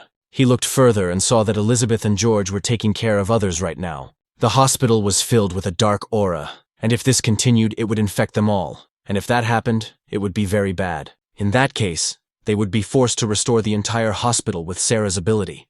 There were quite a few people under the rubble. Roger and his golem were rescuing a man, and he asked to lift a piece of the belt. It was excellent work, and they would soon be done. Soon, the main character appeared and immediately turned to his subordinate. The guy noticed him and said that it was the older one, but he was curious about what had really happened here. The little assistant threw a huge piece of debris aside at the same time. Jason came closer and asked if everything was under control here, and the guy noted that this branch was safe thanks to Lucy. The main character was surprised, because he didn't know that the girl would be right here. Soon he came closer and noticed a huge amount of ice holding the hospital in place. So he touched the crystals and asked if it was really ice. The girl replied that he was right, and that it was an ice barrier. It helped prevent the destruction of the hospital ward, but it couldn't completely block the dark mana. A few moments later, his companion destroyed it so that the guy could enter. He and his subordinate began to walk and said that in any case, he was glad that they were safe. He said that the strange tree had destroyed most of the hospital, and that the spread of dark mana was making the situation even more dangerous. The fastest way to solve this problem was to rebuild the hospital, but it might be too early, as the girl thought. Whether she was ready for it, Sarah said she could do it. Because she had already recovered from the dungeon, and because of Jason, they shouldn't worry about the mana. So they soon arrived at the tree, and Roger noticed that it was bigger than he expected. So is this tree the reason? But where did it come from, and how did it get here?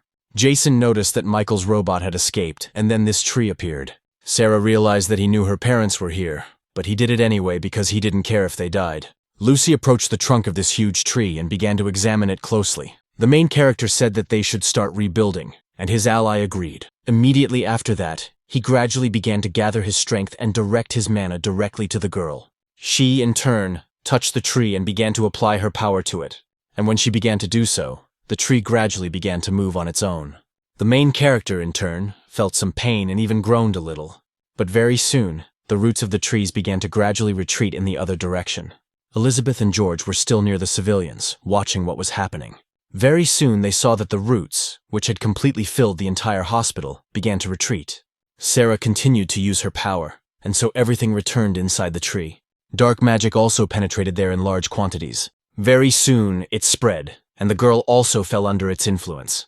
The hero saw this, and thought that the dark magic had just come out of the tree. His ally was in danger, and that was bad. Jason immediately stopped using his mana, and rushed towards Sarah to help her. At that moment, he also told the system to use the spider thread. But the dark mana did not stop and continued to touch his body, and did so quite freely. In order to get away from there as quickly as possible, the hero used Shadow Step. When Roger saw him, he asked if he was okay because mana was emanating from him. Jason said that everything was fine, but Sarah had lost consciousness, and it seemed that they had not managed to restore the tree. The guy told his subordinate that until more help arrived, they should start evacuating patients from the hospital. They had to move quickly, otherwise the dark mana would infect everyone. Roger picked up Sarah and told his subordinate that they should run. The main character turned to Lucy and asked what she thought about it and if she knew what kind of tree it was.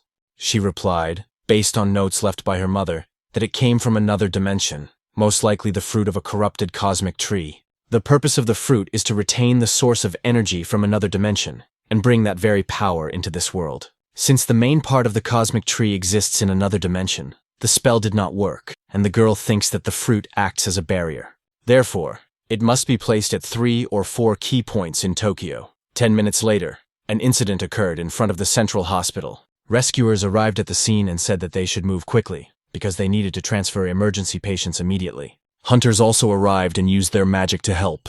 One of the guys asked if it was true about the wizard of the Midas Guild, telling him to hurry up and cleanse the dark mana. The hunter told him to cover his mouth because he was trying, but nothing was working. If he continued like this, he would simply waste his mana, and nothing would come of it. The elves said that the infected cosmic tree from another dimension was right in the center of Tokyo, and even seeing it with his own eyes, he couldn't believe it. Elizabeth noticed that she apologized and had already announced a search for Michael and Charlie. Simon remarked that who would have thought that the girl would let someone like Michael just run away like that? So was it all because of Charlie? If he is involved in this, wouldn't it be easier to confront Starfield and the Hunters Association? Ricardo remarked, referring to the Bloody Tower, the Japanese guild. They could use this as an excuse, so why were they asking them to solve a problem caused by a Japanese hunter? There's no need to worry about it because the man will catch Michael soon. Those present heard a strange noise, and someone asked what was causing the tremor, wondering if the hospital was about to collapse. One of the hunters shouted to the chairman that they now had a serious problem, and the man asked what had happened. The subordinate shouted that a second tree had just appeared in the Kita area. Jason immediately thought of Michael and realized that a second one had appeared. Indeed, in the very place the guy had mentioned recently, there was a tree. The news reported that 2 large mysterious trees had appeared in different places today. The Hunters Association also discovered that dark mana was being released by these trees, and it acts like poison, so the government issued an order. Regarding the emergency evacuation in Tokyo, the man inquired where they were planning to evacuate them, while the children were delighted that they would not have to attend school tomorrow. Michael drove in the car with a smile on his face and said that in this situation, they definitely couldn't get them. He then turned to the man who had pulled him out and said that he was also quite ruthless. Even he had never thought of brainwashing people with dark mana. The reporter continued to say that people would not be exposed to mana. So, for 24 hours, there was no need to panic. Everyone should remain calm and follow the police instructions. Currently, the police and self-defense forces are working together. They are also doing everything possible to resolve the situation as quickly as possible. Michael noticed that his ally was contaminating people and turning them into puppets. Charlie got angry about this and said that he was a scoundrel and should stop acting like he knew what he was talking about. The man told him not to be angry, because he had praised him, and they should search for them desperately right now. But as long as they move together, no one will find them. In that case, he was completely sure that those who were looking for them did not expect them to be riding in a police car, only 3 of them, so they needed to get down to business. At about the same time, a conversation took place in the chairman's office, and Georg noticed that he was being told that there was a chance about the 3 from the contaminated trees. It turns out that they will not appear around Tokyo to create some kind of barrier, Lucy said, at least according to her mother's records, and that is true. It seems that the infected trees also appeared during the Great Catastrophe, and they serve as a barrier and a gateway so that the infected monsters will flood into Tokyo.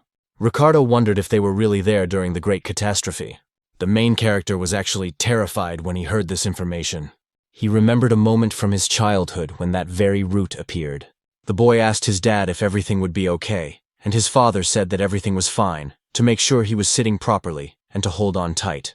After that, he stepped on the gas and the car began to move quite quickly. The man realized that things were bad, and that this was what his friend had been talking about. But who in the world would use this in the city center? The tree continued to spread, and suddenly one of the roots headed straight for the car. The main character was very frightened and immediately shouted to his father. He doesn't even know why he remembered this now. Perhaps it also has some connection to his curse. So, what destroyed the car then? Probably it wasn't a monster, but an infected tree. If it was the same person as before, the guy would never forgive him. Georg said that as far as he could remember, a huge tree had definitely appeared in Tokyo at that time, but he had been so busy escaping from the dungeon that he hadn't had time to pay attention to it. So there was a barrier then too. Lucy said that according to her mother's records, a barrier made of infected trees would function as a gateway to another dimension.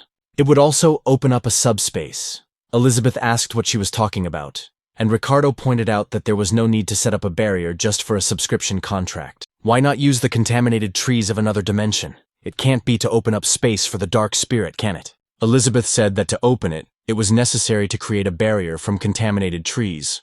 Or at least that's what she had heard. The subspace would require dark mana, from which a dark aura emanated, and one infected tree would not be enough. Lucy said that it probably wouldn't open now, but in the worst-case scenario, a door to a contaminated dimension could also open. The hero thought that if they were talking about subspaces, then they could also be talking about infinite ones.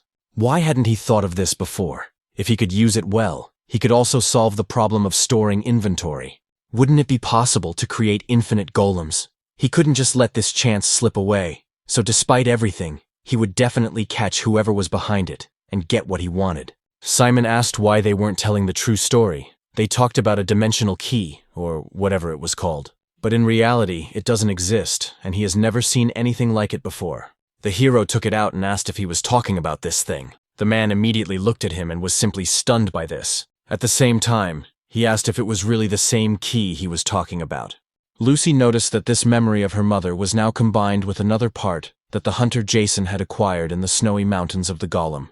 The man asked if it really existed, but it turned out that these two items could not do anything. The girl said that according to her mother's record of the Great Catastrophe in England, a contaminated dimensional door had opened, and she did not think it was a coincidence that the two objects had appeared at the same time. It is likely that someone brought the infected trees from another dimension, and that they may also be attached to other parts. Georg said that, as the girl noted, the worst-case scenario is that the dimensional door could indeed open, and then it would no longer be a problem only for Tokyo. He immediately contacted the International Hunters Association and the American Hunters Association for cooperation, but Ricardo said they didn't have it. After all, part of it was also in his guild, and an hour had already passed. The hero and the others went to the vault, and he thought how huge the door was, like the entrance to a dungeon. Simon noted that he knew this master was obsessed with dungeons, but let him just think that he even had a dimensional piece. Jason asked how he managed to get it in the first place. His interlocutor stated that since this man was saying nothing, it meant that he had obtained it through some backroom deal, and that it could also be a fake. Igrai paid attention to his system and realized that it was definitely not a fake. Even in his inventory, the dimensional parts resonated strongly. Finally, the owner of this repository opened the door because he wanted to show the main character that very part. Those present began to go inside and saw the wall on which the part was located. Simon noticed that the storage room was so large, but could it be that only this piece was here? The hero noticed that only Ricardo and he would be leaving from here. His companion was very surprised when he heard this, and then asked what the hell he was doing. Lucy said that combining the two pieces was quite dangerous, and who knows what would happen when they tried to combine the three pieces into one. Ricardo noted that they were right, only he and Jason would go inside, as it was his guild, so they should follow his orders. Simon said that he had already seen it for himself, so he wasn't interested in anything else. If some strange dimension opened up, they would do it. And if anything happened, he would kill them. That's why, before they left, he urged them to remember carefully what he had told them. The hero pointed out to Master Ricardo that his part was called number 4. He then asked if he could tell him where he got it, and the man told him to stop talking nonsense and do what he had to do. Then he used a barrier and said that as soon as he united them, he would immediately fall into his barrier. Jason told him not to worry. He thought he had a Dutch spider and the ability to move in the shadows, and he hadn't even taken it out of his inventory yet. When he tried to touch that part, it began to resonate strongly. Naturally, the main character saw this and immediately became alert because he understood that this did not bode well for him. A few moments later, something happened and a large funnel formed. The force that caused this knocked down the door at the entrance to the vault. Elizabeth noticed that something strange seemed to have happened inside. Ricardo was stunned when he saw the dent and the strange space and tried to reach out to the hero. Suddenly, he heard the guy exhale and say that he thought he was going to die, and was also surprised when he realized what kind of ability he had. A few moments later, he noticed the guy's voice and saw where he was, so it was definitely instantaneous movement. Jason didn't think it would just jump out of his inventory and merge. He would have died if he didn't have the skill to move in the shadows. It was impressive firepower, and he needed to be careful when he was going to combine the fourth part. The man wondered what was wrong with this guy.